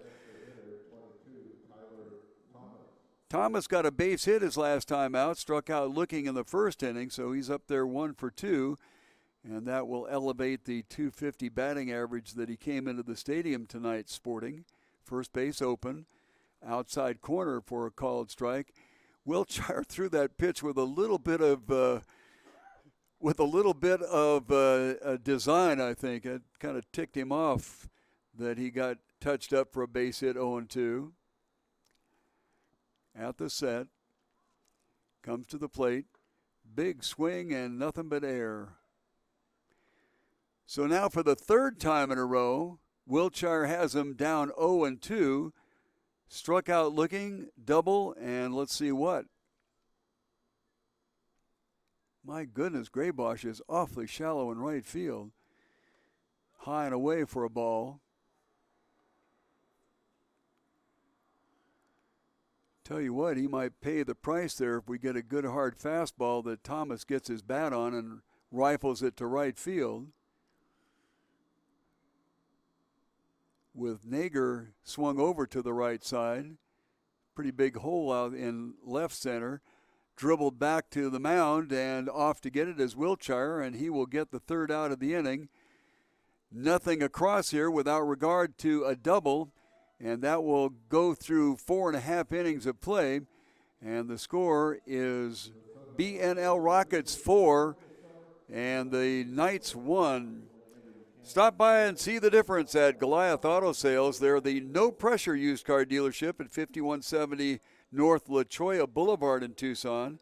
One of their customers, John, was kind enough to write in a complimentary letter, and as part of that letter, it said, quote, "It was the most painless deal I ever had buying a car. I would highly recommend Goliath Auto Sales. For value pricing affordable vehicles, make sure that you check out Goliath Auto Sales." I hate turning that thing down, but,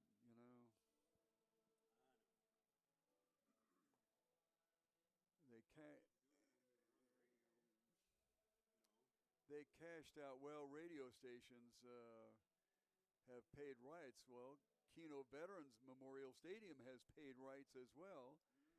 And I don't know. I just 1, 2, 3, 4, 5, 6, 7, 8, 9, 10, 15, 16, 17, 18 for 73. One hit, 5. And we've got nothing and 1. Nothing and 1.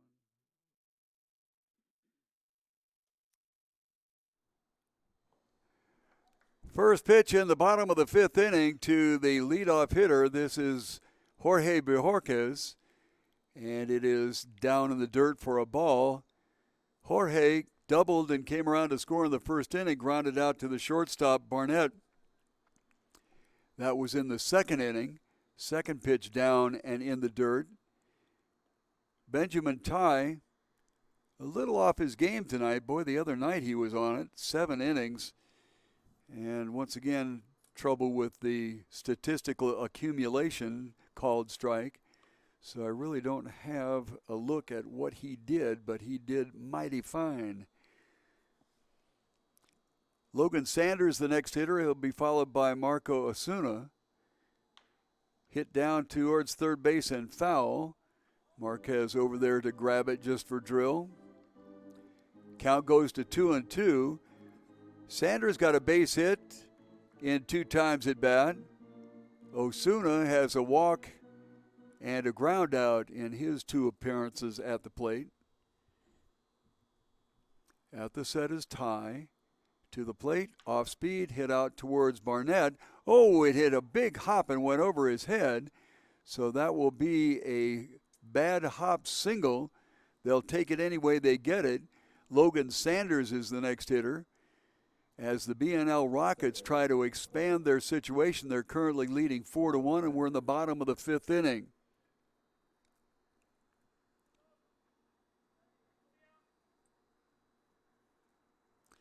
Top of the 6th inning, it's Team Tucson over the Cochise Stars, he stammered, 5-0. This one out in front. The throw to first is in plenty of time, so the sacrifice bunt does move somebody around. First out of the inning.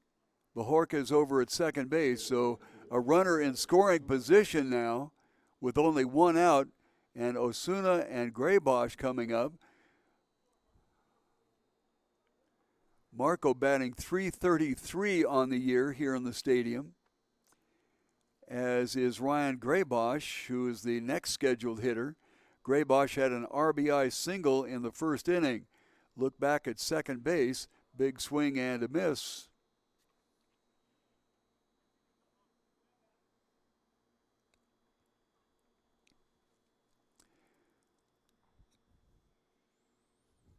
At the set, 0-1 pitch. Takes a second now, a third look back at second. I don't know if they were doing a count there or what the deal is. If you're going to do it on a count like that, the sign has to come from the catcher or somebody else to where the pitcher is not looking at the runner. Then you begin the count.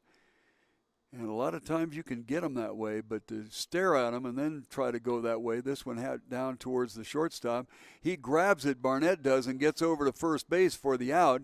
The throw from McGuire at first to third to try to catch Bojorquez napping did not work out, but it was a 6-3 out. Actually, the ball was hit slowly enough that Barnett really didn't have a chance to look the runner back to second. And so Bojorquez goes over to third. However, there are 2 outs, and Ryan Graybosch, who started the evening at first base, has moved out to right field after the injury to Kiko Romero. This one hit on the ground out to second base, rather. Sam Gustafson up with it, and that will end the threat and the inning.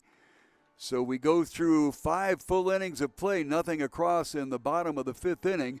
And after 5 full, it is the BNL Rockets 4 and the Rincon Knights 1.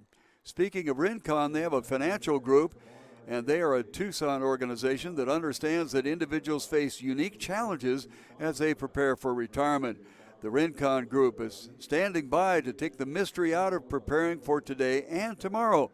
What goal do you have? Retirement preparation, college savings, estate strategy?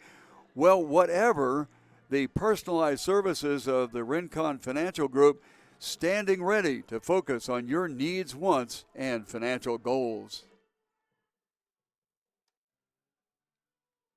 See if I can see who's out here.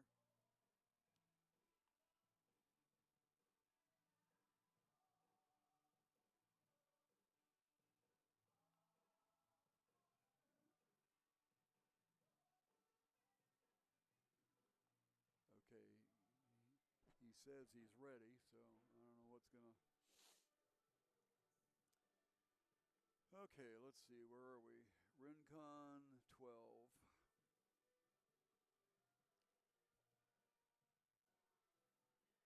How you doing, Governor? You all right? Would you? Oh, really? I'm so sorry.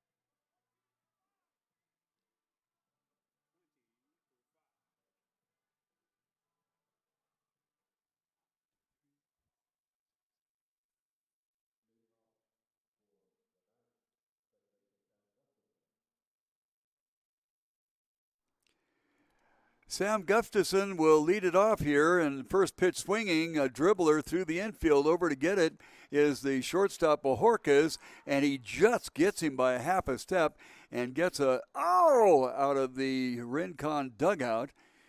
So it was an outstanding play by Bajorquez and gets the first out of the inning. First pitch swinging in the top of the sixth inning.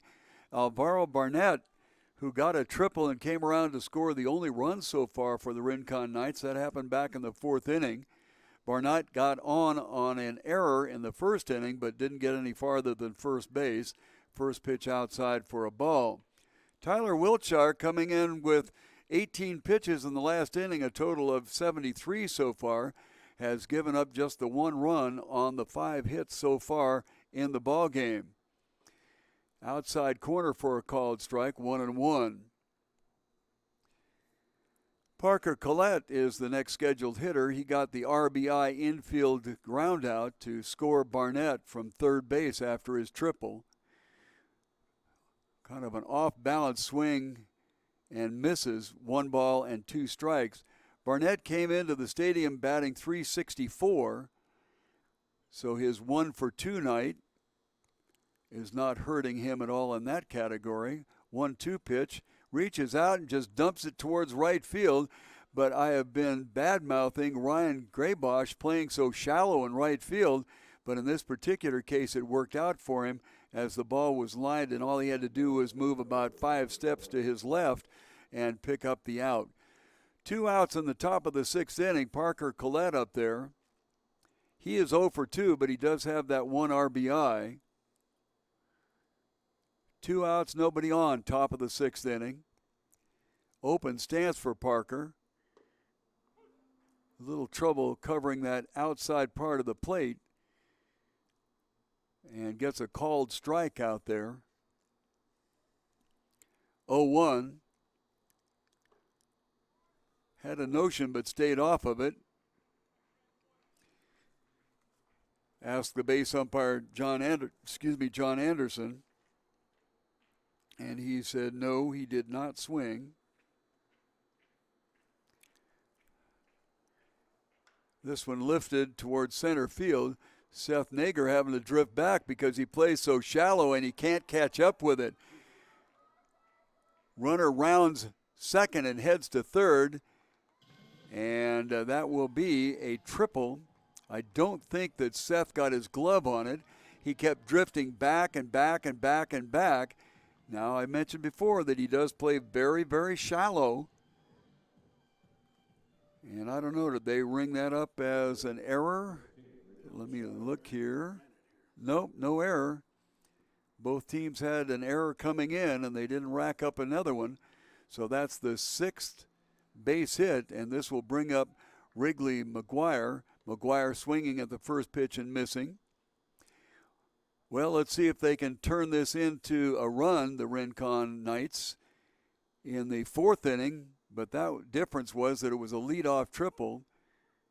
And right away, McGuire is behind 0-2. 2 outs, a runner on third, top of the 6th inning. 6th hit given up by Wiltshire, but he's given up 2 triples tonight. Misses down low. 1-2. Still a bit of a toasty evening tonight. It's not cooling off like it has in the last couple of nights. That ball carries pretty well. High and away for a ball, 2-2. Started the game off with a 98 temperature reading at the Tucson airport, which is about 5 miles southeast of us. So we figure it's about the same here. Right now it's 93. Last night, or Saturday night, it dipped down to the mid-80s by this time. Pitch is low for a ball. And this is where a pitcher needs to be careful not to give in to the hitter. First base is open. You got 2 outs and a runner in scoring position. Not too keen to let him dump one out there. And at the knees for a looking strike. That's the second time McGuire has been up there and taken a called third strike. And that is going to be the 7th strikeout for Wiltshire through his 6 innings of work. So the top of the 6th inning, without regard to a triple, the runner stranded at third, and that will give us through 5.5 innings of play with the B&L Knights on the board with 4, and the Rincon Knights have only 1. Your Jimmy John's restaurant locations in and around the Tucson area know how much you care about freshness. That's why they spend hours in preparation every day just to make your sandwich quickly and efficiently when you order. You get the freshest breads, the all-natural meats, and hand-sliced veggies every time. Now stop by any store. Jimmy John's has quite a few locations around the Tucson greater area. Or you can order online at jimmyjohns.com.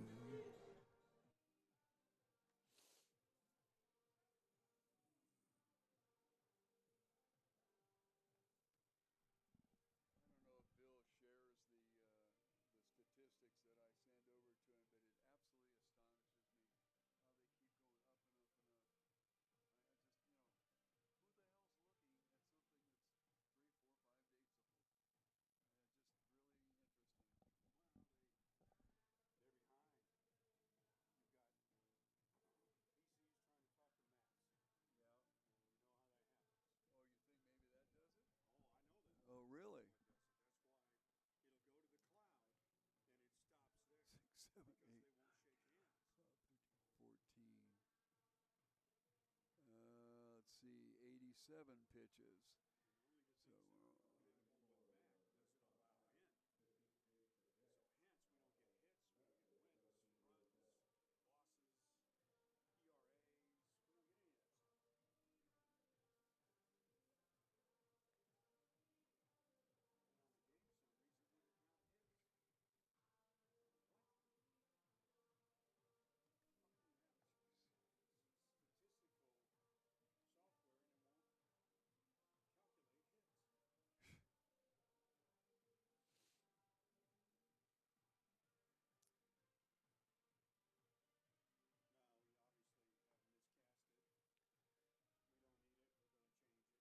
So, yeah, that's too bad. Oh, you won't? They won't do it? They won't change it? Oh, they will.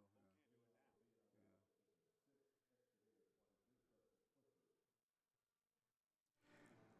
Got a new pitcher on the mound for the Rincon Knights. This is J.C. Burkett. And I have lamented with a certain amount of consistency. Apology if I sound like an old broken record, but we do not have community. That too, cumulative stats. First pitch swinging, Clifford Preston, kind of a protect my shoulder swing, fouled off to the left side. Preston lined out sharply to Gustafson at second in the 4th inning and got an RBI walk in the 1st inning. Second pitch is a ball. So J.C. Burkett will come in the bottom of the 6th inning, second pitcher to be used, as Benjamin Ty did not quite have it tonight. Although he only gave up 1 run, He was just kind of, check that, he's given up 4 runs, rather. He just didn't quite have it tonight as he had it over the weekend. Down low for a ball, and this catches the umpire, Jacinto Espanola, and he came out of there hopping around. And so then the ritual of the catcher taking a little bit of time and going out to talk to his pitcher, and the batter stepping out of the box and waiting until the umpire can clear his eyes. I don't care who you are, they sting like that, and all of a sudden you got water in your eyes. Not exactly sure where that caught him. I think maybe above the protection on his knee. John Anderson begins to wander down from first base to see if his partner Espinoza is alive and well. Without regard to whether he is alive and well, why, he says, "I'm okay," and we'll go back at it. Gives him the ball that hit him. Yeah. The batter Clifford walked over and got the ball that hit the umpire and gave it back to him. Well, you need to return the ball. 3-1. Big swing. 3-2 the count will go.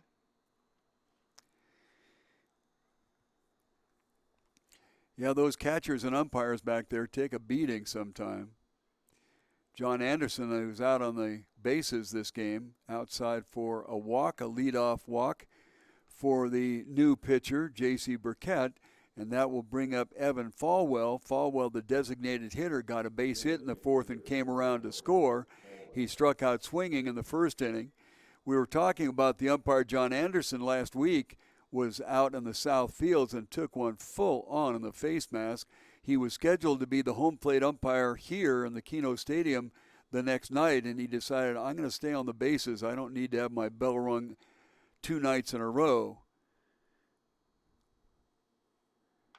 Curveball hits, things bounce all over the place going out to shortstop, and somehow or other Burnett stayed with it. Boy, when that ball hit first, it was spinning like crazy and took a little weird hop there. And somehow or other, Barnett was able to grab a hold of it. As it turned out, I think he was so surprised that he was able to hang on to it. Instead of stepping on the bag by himself, he kind of underhanded it to the second baseman, Gustafson, and they got it on to first base for the double play, which we've mentioned numerous times is the pitcher's delight. On the letters is a called strike to Edwin Martinez, the third baseman tonight for the BNL Rockets. Outstanding play by Marquez at third base, retired him in the 4th inning, and he is suddenly behind 0-2. Edwin got on a fielder's choice in the 1st inning when his ground ball was thrown home and got the force out at home. Way outside for a ball, 1 ball and 2 strikes. J.C. Burkett just coming in here.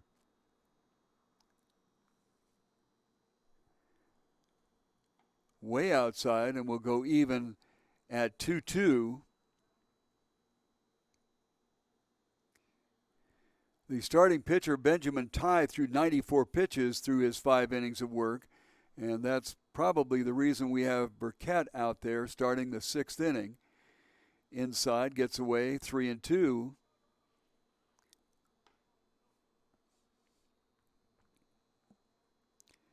Not much wind happening right now. The prevailing breeze goes left corner to right corner.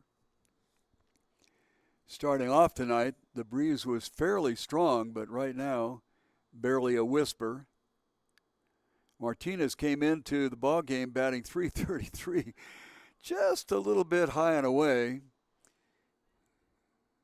Bob Uecker. I just happened to be, I don't know, I had some time to fill this afternoon, and I was just kind of kicking around and clicked on Major League, in which Bob Uecker played Eddie Doyle, I think was his name on that one, and just a little bit outside. They had to get the radar to find out where it went. All right, Trey Mesa, who came behind the plate after their opening catcher, Kiko Romero, got rung up in the first inning. Big swing by Ty, misses. He ripped a line drive right at Parker Collette in center field. I mean, I don't think Parker moved a half step. And then Trey got a base hit in the fourth inning and came around to score one of the 2 runs that scored that inning. Pitch outside. Nice move by Quijada to keep it in front of him and keep Edwin Martinez at first base. Double play has helped out the situation for J.C. Burkett. He walked the first batter and then had him doubled off. So with 2 outs here, 4th batter of the inning. This one hit high and deep. Left center, getting over is Caputo, and he dropped the ball. Coming home, bad throw at home. That'll run the runner around to third base. I'll give Caputo credit. He went a long way to try to get that ball, but there's no question that an error is going to be racked up on it. And then the move to third base could very easily be given as an error to the left fielder because it was his throw that went way offline.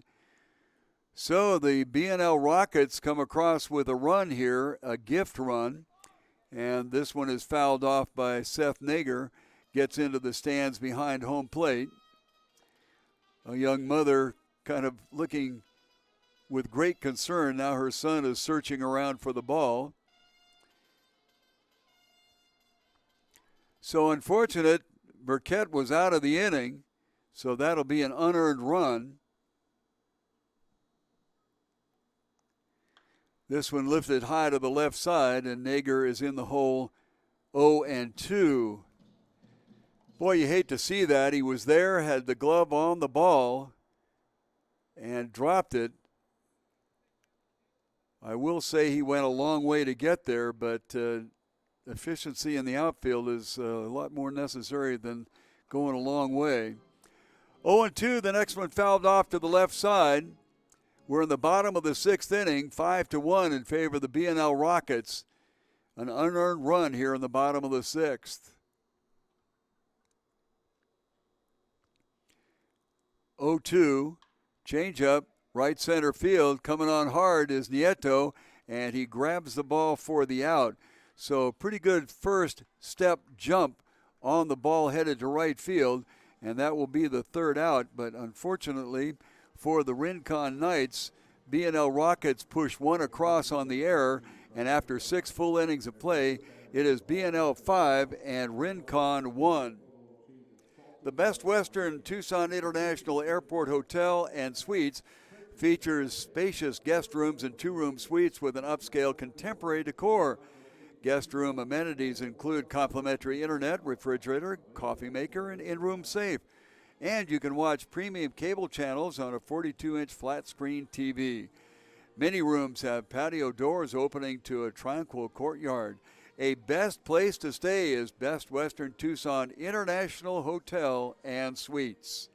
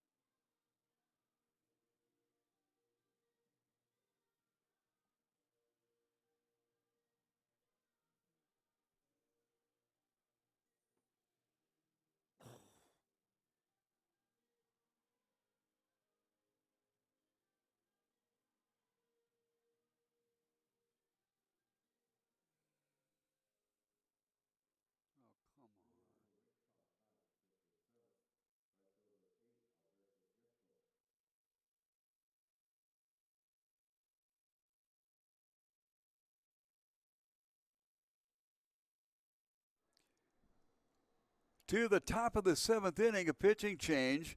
Moving over from first base to the mound will be Marco Osuna. And the first pitch to the batter, Alberto Nieto, is a called strike. From his situation as a designated hitter, inside, Evan Falwell will now move to first base. He was the extra hitter in the lineup. So we'll see who they designate as the extra hitter. 1 ball, 1 strike count. Big swing on a low fastball. 1 ball and 2 strikes.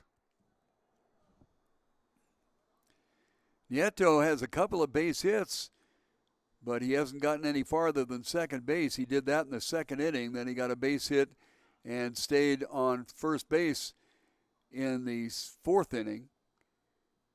Trey Mesa gets outside and grabs that ball. The count goes to 2-2.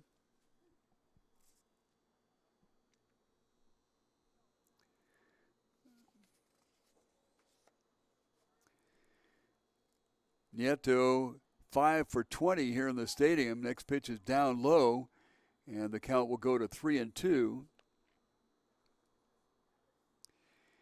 He didn't play in the last game here at the stadium. The game before that, he went 1 for 2. Came in about the 6th inning, if I recall. 3-2, leadoff hitter here in the top of the 7th inning. New pitcher, Marco Osuna, comes to the plate, swung on, dribbled down towards third. Martinez up with it and over to first. Nice stretch by Evan Falwell, who does play first base with some consistency. Happened to be the extra hitter tonight, but he gets the first out of the top of the 7th.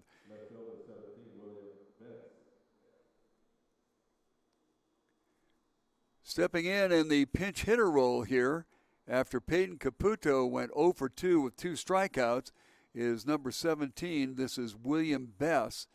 We'll try to pick up where he goes in defensively. William comes in the top of the 7th inning, and apparently they've run out of baseballs here, trying to gather up the ones that they have corralled from a variety of different locations around the stadium.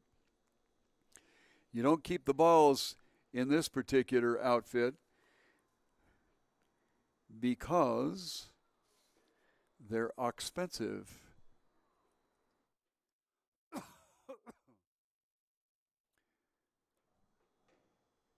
Actually, one of the problems is Marco Osuna is over there changing belts.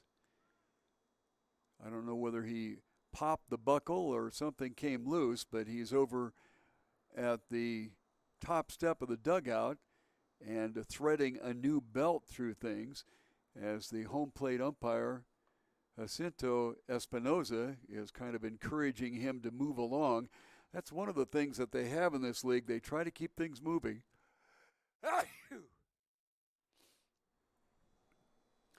Okay, Osuna is ready. Has 1 out here in the top of the 7th inning, and his team is leading 5-1. William Bess will step in. In the stadium, Bess is only batting .154.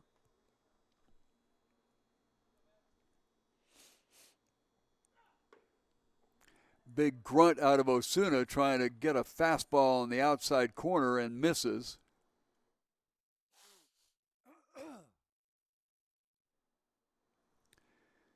Set to go 1-0. Swung on and fouled right side, just caught the end of the bat and scooted it down towards the right field corner. They'll have to go flag it down because it came into play. One thing that we've made comment on several times tonight is the shallowness of the play of Ryan Graybosch and center fielder Seth Nager, both of them relatively shallow in both of their positions.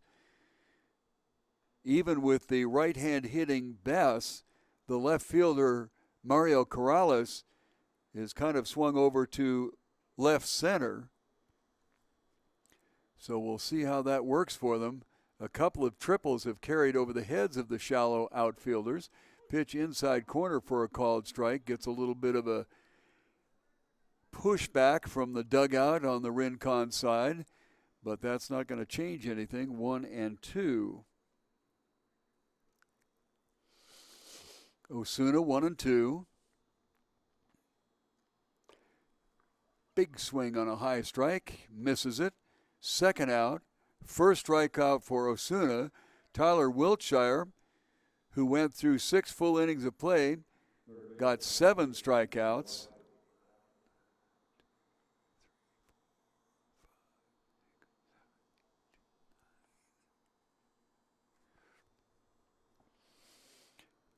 Angel Marquez stepping in there.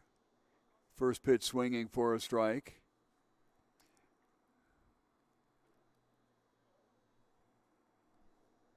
Just looking back here, Wiltshire did not walk anybody. Nice job there. Second pitch swinging at knees strike and missed it.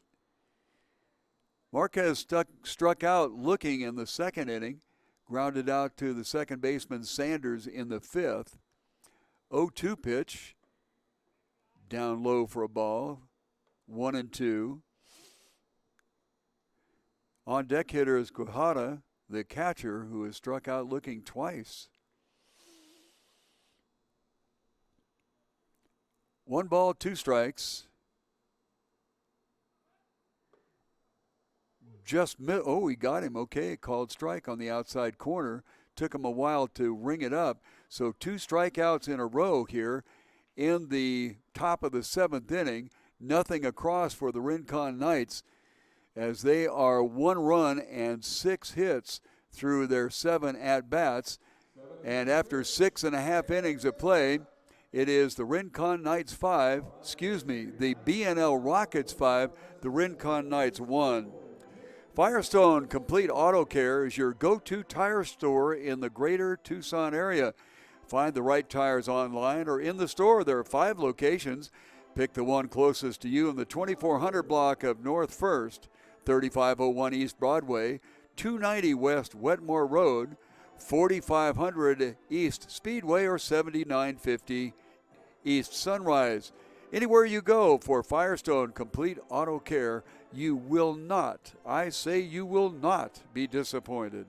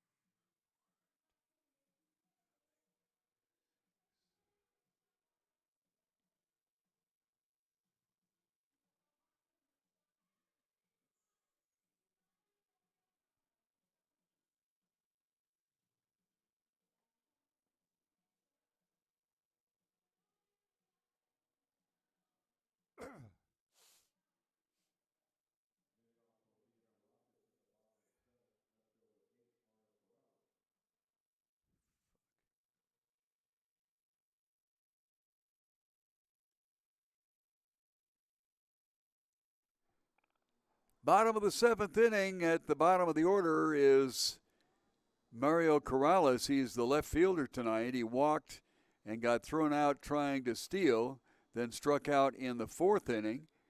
And he will face J.C. Burkett, his 2nd inning of work. First pitch is a ball, second one a called strike. We'll go 10 and then up to the top of the order, Jorge Bajorquez and Logan Sanders. Ball in the dirt.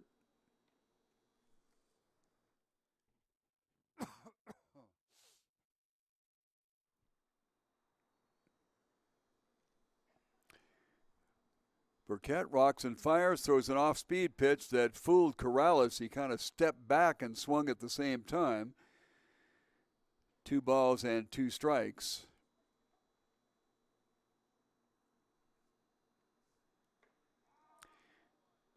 Got him.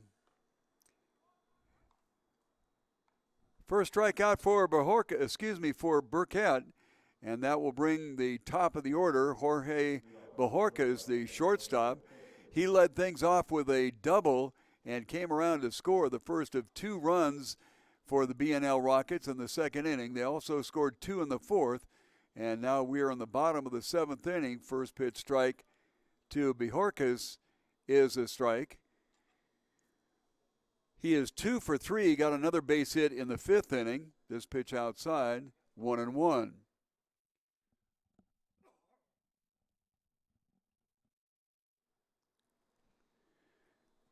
1-1 pitch in the dirt. 2-1.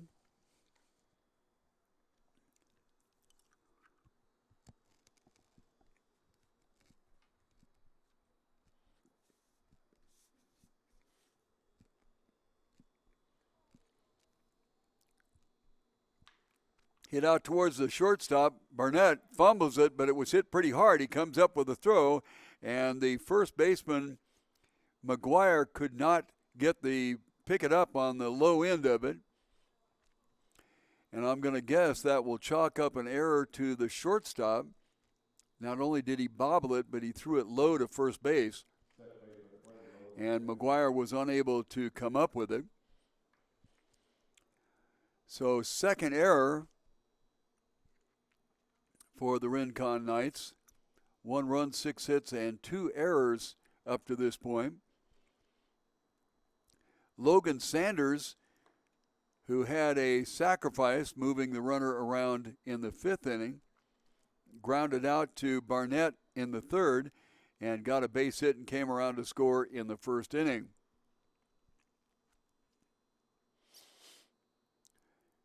One ball, no strikes, runner on first. Bottom of the seventh, the runner goes. Off-speed pitch makes it tough for the catcher to get him, but by golly, he did. Great throw by Quijada. And Daniel gets the second out at second base. It is really a tough nut for a catcher on an off-speed pitch to get a runner going from first base. Reasonably decent jump for Bojorquez, but a very, very strong throw by Quijada and gets him. One ball, let's check that, 2 balls and a strike. Couple of outs here now, nobody on. Big swing by Sanders and comes up empty, 2-2. Caputo, the left fielder, fairly well back straightaway left field. Kind of waved at one, and they'll say that they made the out. Let's see what's going on. No, they just say that he swung and missed, and that was the strikeout. So the third out, even though somebody got on, 3 up, 3 down, 2 strikeouts recorded by J.C. Burkett in his second inning of work. So after 7 full innings of play, it is the B&L Knights 5 and I keep mixing those up. I apologize. The B&L Rockets 5 and the Rincon Knights 1. You know, when you want really good Tex-Mex cuisine, you stop by Chewy's Mesquite Broiler. They're over there at East 22nd and Culp. Chewy's knows what Southwest tastes are all about, and they are right there to satisfy what you want. Chewy's at 22nd Street. They're open until 10 o'clock weeknights and Sundays, till 11 on Friday and midnight on Saturdays. Stop by. Enjoy the food, decor, and drinks at Chewy's at East 22nd Street and Culp. Going to Chewy's is fun just for the decor. You'll enjoy it. Chewy's at 22nd and Culp.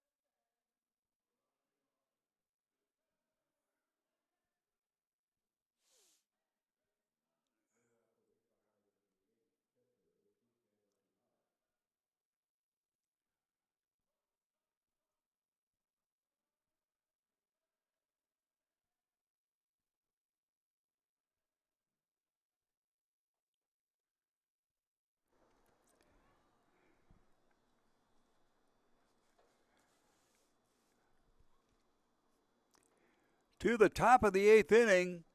Just a couple of chances now for the Rincon Knights to be able to come up with the 4-run deficit. First pitch by Osuna out there for his second inning of work is high. He is working to Daniel Quijada, the catcher, and Daniel has had a little bit of an off night, taking 2 called strikes, 1 in the 3rd and 1 in the 5th. This one wrapped out towards the shortstop, Bojorquez.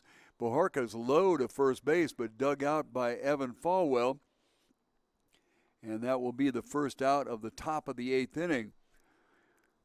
The pinch hitter stepping in here will be Ivan Gallego.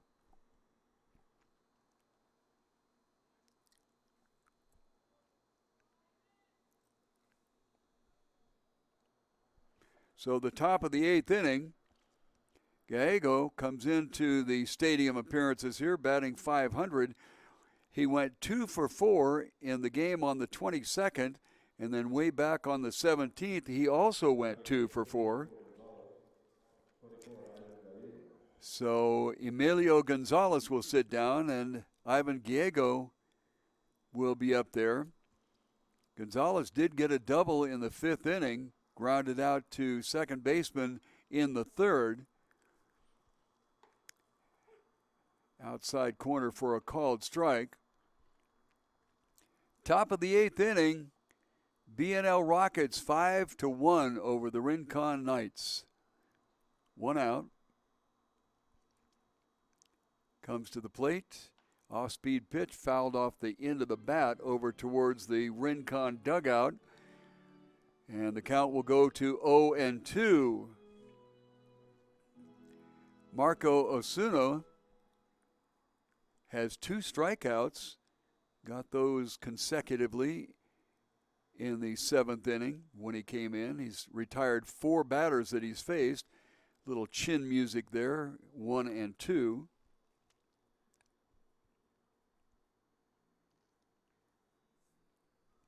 Try to pick up the scores from the outer fields. For some reason, we've lost contact electronically with them, so we'll have to do it manually. 1-2 down low for a ball. 2-2. Rincon got their sole run in the 4th inning. B&L scored 2 in the 1st, 2 in the 4th, 1 in the 6th. 5-1 in favor of B&L. Off-speed pitch got away from him, high for a ball. 3-2.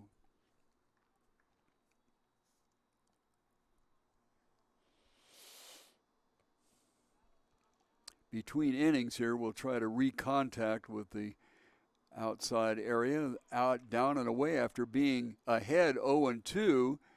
Osuna loses him to a walk. That's the first walk given up by Marco. And we'll move to the top of the order. Tyler Thomas, who is 1 for 3, got his base hit in the 3rd, struck out looking in the 1st, and grounded back to the pitcher, that time Wiltshire, in the 5th. So a 1-out runner on first base, with the Knights trying to scratch back from a 5-1 deficit here. Osuna has the ball bounced right back to him, fumbles it, throws to first base and just gets him. Had an opportunity possibly at a double play, and there won't be an error charge there because an out was recorded, but that will move the runner over to scoring position at second base and bring up Sam Gustafson. Gustafson has taken the donut tonight, grounded out twice to Bojorquez at shortstop, and struck out looking in the 3rd inning. 2 outs, top of the 8th inning. Second, now a 3rd look back at second base, and now a 4th, and then he comes to the plate, knees for a strike.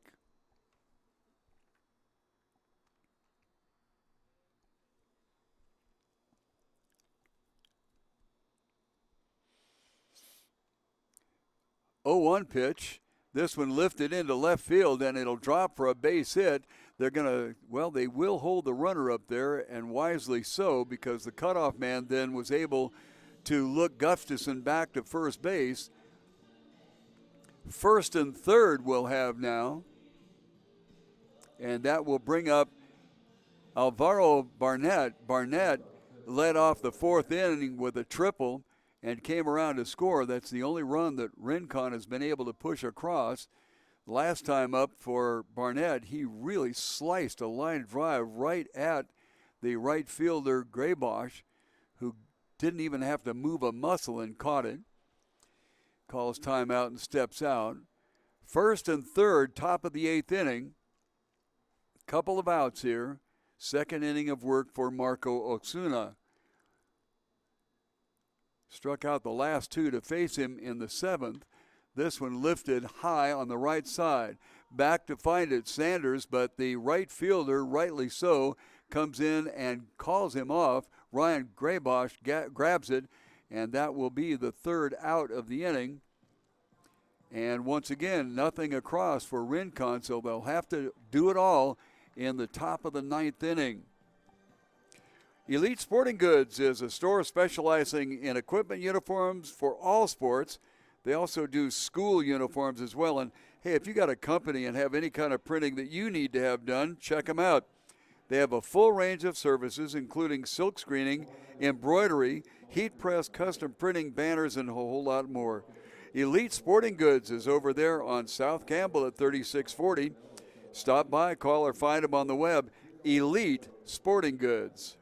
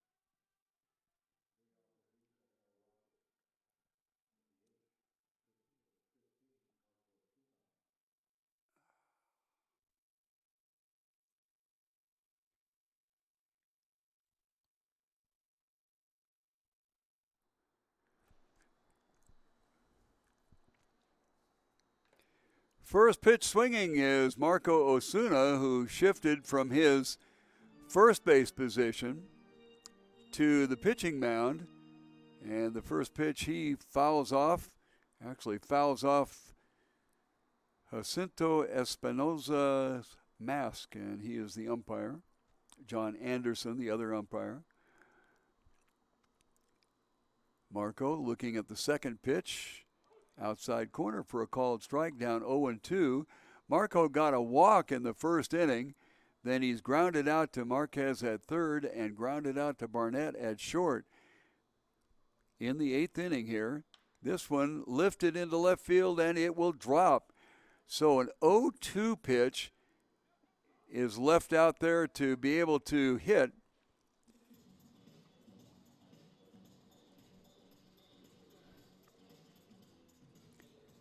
And that will bring up the first baseman, right fielder now, Ryan Graybosch. An RBI single in the first, flew out to right in the third, grounded out to second in the fifth inning. We're in the bottom of the eighth inning with B&L up 5-1. 2 in the first, 2 in the fourth, and 1 gift run in the sixth. Outside for a ball.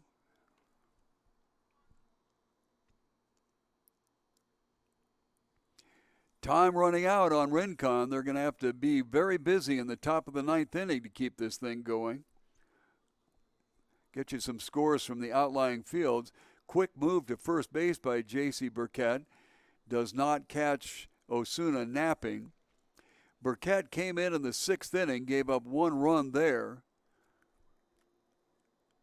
Didn't get any help from his fielders, and that's the reason that the run came in. It was unearned. 2 errors on 1 play, called strike at the knees, 1-1. It is in the 7th inning with the Aztecs leading the champs 14-2.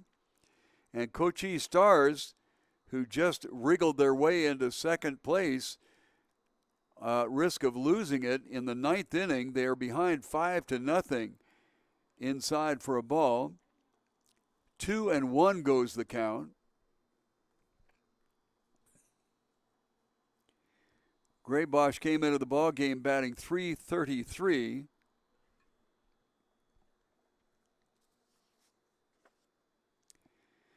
Off-speed pitch waved at and missed, 2-2.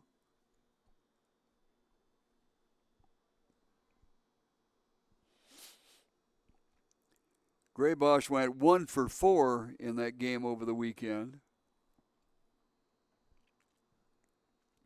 That was a game against the Aztecs that BNL Rockets lost. Outside for a ball, will go full.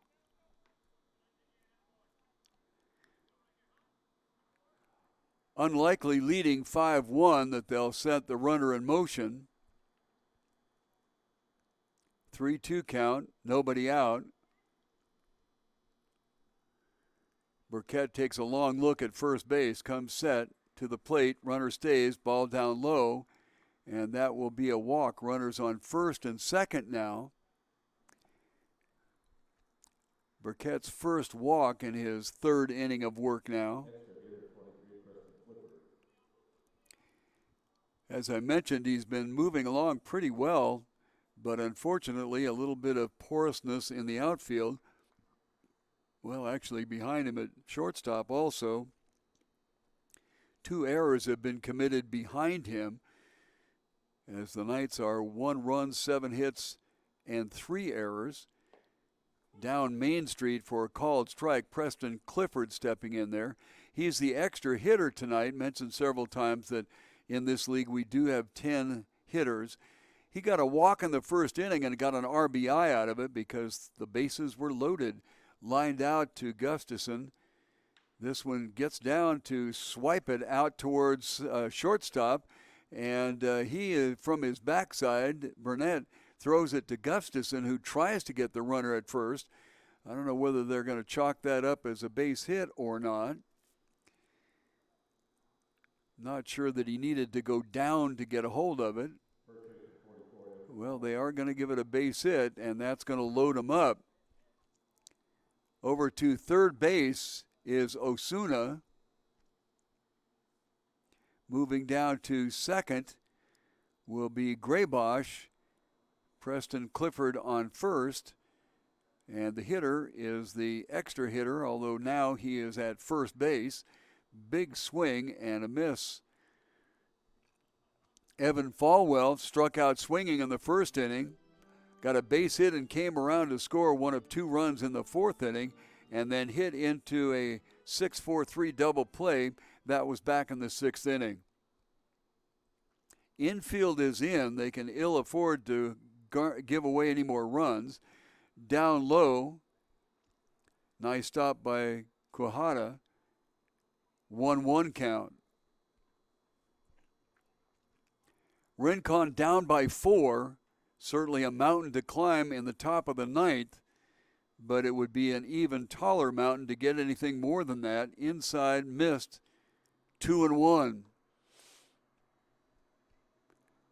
But howsoever, the Rincon Knights are in at all positions. Nobody out.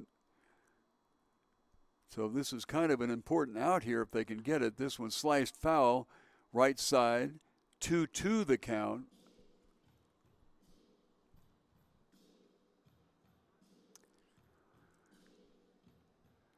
Last outing here in the stadium, Falwell was 1 for 3. As I mentioned, batting .308 coming in here, 1 for 3 right now. So that is slightly elevated. This one, outside corner, lifted high to left field. Coming in on it is Caputo.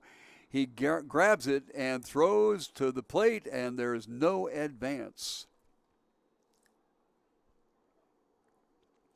I think Caputo has been pulled. We don't have that kind of communication with the scorer here, so we're going to kind of take a look and see who was out in left field. Oh, that's William Bess out in left field. So he got the rather shallow high fly ball.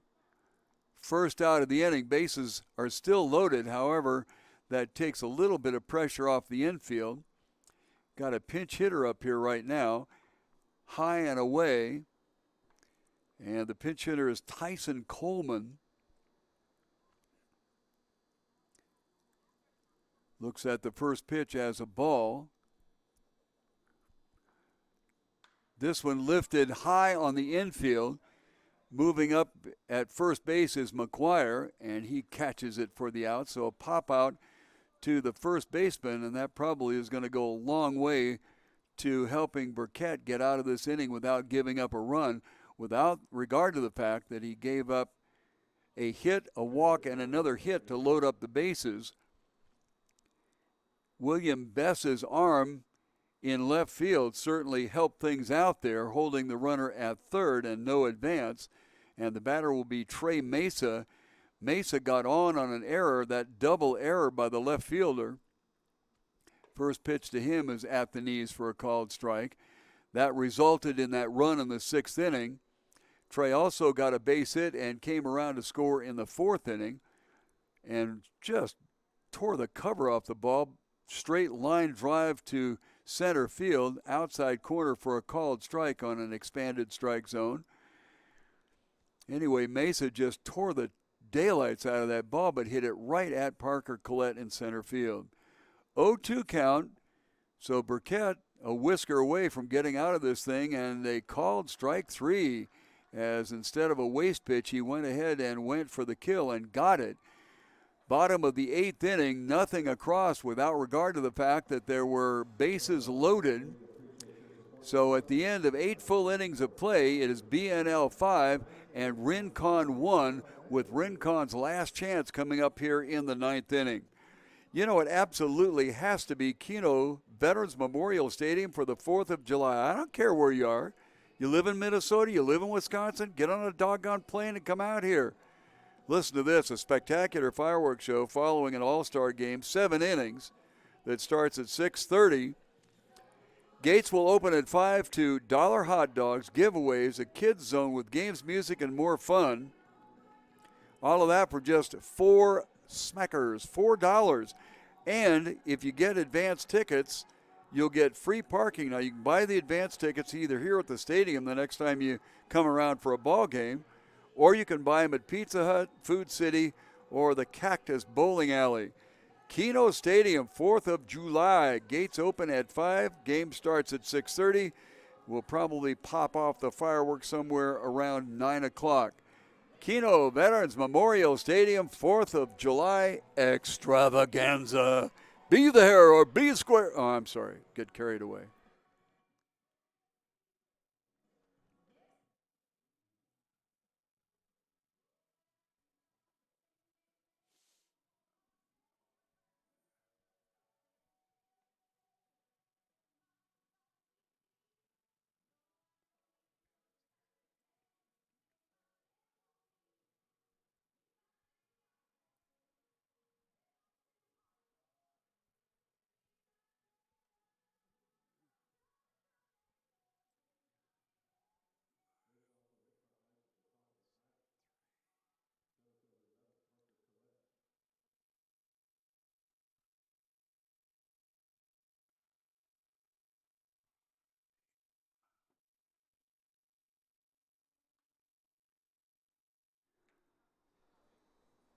First pitch foul ball will go to the leadoff hitter, the center fielder, Parker Collette. Still on the mound for BNL, Marco Osuna. Marco came in the 7th inning, top of the 7th. So this is his 3rd inning of work. First pitch, strike. This one hit well and deep. Back for it. Corrales still going back. Can't get it right at the warning track.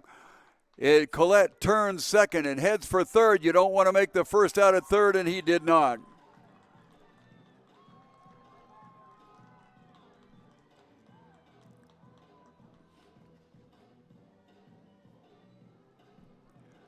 That's the third triple that we've seen in the ball game tonight.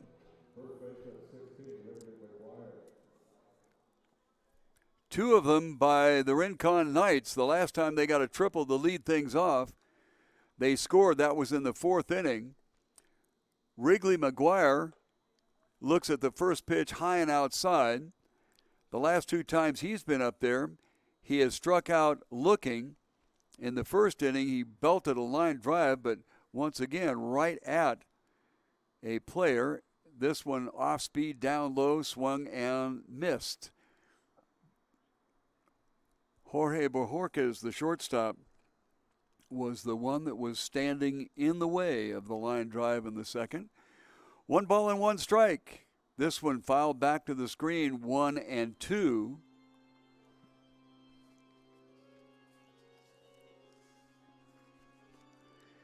McGuire came into the ballgame batting .250, has taken the donut tonight, over. The BNL Rockets infield is back. They're going to try very hard to not have a big inning. They're ahead 5-1. They'll give up the run for an out. Seth Nigger and Ryan Graybosch, center fielder, right fielder, very, very shallow. Big swing, and did he foul it off? He did. The catcher caught it, though. That's a strikeout. First out of the inning. It is the third strikeout for Osuna and the 12th strikeout recorded against the Rincon Knights tonight. Alberto Nieto, the right fielder, he is 2 for 3. Reaches out and pokes one to right field. Graybosch over there, but it'll land about 4 rows into the right field stands, and his glove only extended to 3 rows into the stands, so it'll just be a strike.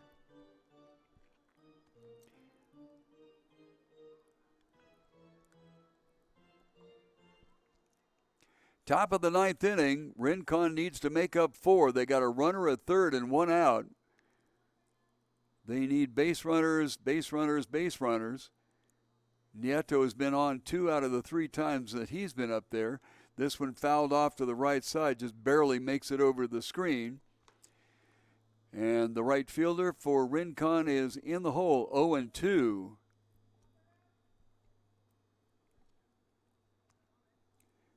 Marco Osuna came in the top of the 7th inning.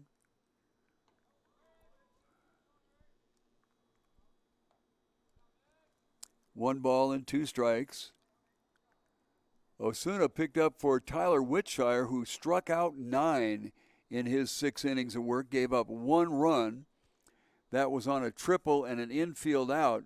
That happened in the 4th inning, and that's all Rincon has gotten. Misses outside.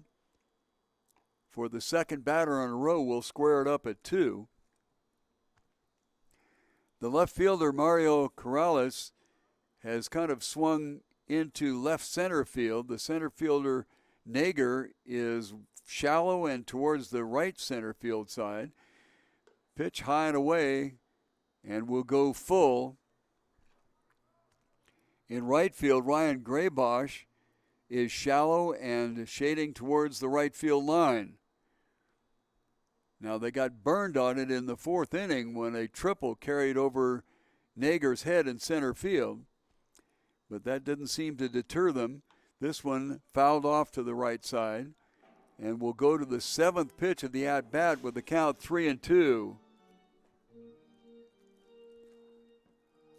Looking forward to tomorrow night, we'll have the BNL Rockets once again in the stadium. They'll be playing the Tucson Champs. Take a quick look at the scores outside. This one is a called strike. Okay, the run is coming home. They got him. Okay, so what happened was Nieto swung at the ball. It laid right down in front of home plate. There was some question about whether he needed to run or not. Of course, first base being open, he did need to run. So the strikeout, the catcher, Mesa, threw to first base for the second out of the inning. And because the throw went to first base, Parker Collette decided that he might have a pretty good shot of making it home. The throw back from Falwell to the catcher Mesa caught the runner at home, and that ended the ball game. Rincon got nothing across here in the top of the ninth inning without regard to the fact that they got a triple to lead things off. So our final score is going to be the BNL Rockets 5 and the Rincon Knights only 1. So let's look at the line score out there. They did get one hit for Rincon, and they wound up with 1 run on 8 hits and 3 errors. It was 5 runs on 8 hits and 1 error for the BNL Rockets, and they come up on the positive side of the ball game. That will run their record to 10-5, while the Rincon Knights, struggling mightily, are now at 3-12, and they have now dropped their their 4th ball game in a row. Going to check the scores on the outlying fields. In the 9th inning, and we're not sure whether that's final or not. If you'll stick with me, I'll kind of poke around here. We lost our connection with the field, so now we have to play search games. So checking out the Cochise Stars here. See whether they were trailing as they went into the 9th inning. So the Cochise Stars, a final score, Team Tucson beat the Cochise Stars by a count of 5-0. At last count in the 7th inning, it was the Aztecs with a strong lead over Tucson champs. So let's go and check and see the final there. The final was 14-4. So let's go back to our standings. It'll be the Aztecs 13-3, and they are still on top. Cochise Stars have now dropped down to 10-5. The Tucson champs losing go into double digits in the loss column. 5-10 is their score. Team Tucson came up with a win there, and so they are now 8-6. And the only team that did not play tonight was the Old Pueblo Kings. Looking forward to Tuesday's schedule here in the stadium. It'll be the BNL Rockets and the Tucson champs. And then in the South Fields, the Old Pueblo Kings will get back into action, trying to halt an 8-game losing streak, as they will be playing Team Tucson. And the league-leading Aztecs will take on the Rincon Knights, who are currently in last place in the league. And that game all those games will start at 7 o'clock. Our webcast here will begin at or about 6:50. So checking the final line scores there, it was the Rincon Knights, 1 run, 8 hits and 3 errors. 5 runs, 8 hits and 1 error for the BNL Rockets. The winning pitcher was Tyler Wiltshire, who went 7 innings, let's make that 6 innings, and got 9 strikeouts and gave up only 1 run. Well, that does it here from Kino Veterans Memorial Stadium. As we wrap up the score here, hope that you can join us tomorrow evening. 6:50 will be the start time. Until then, have a very pleasant good night.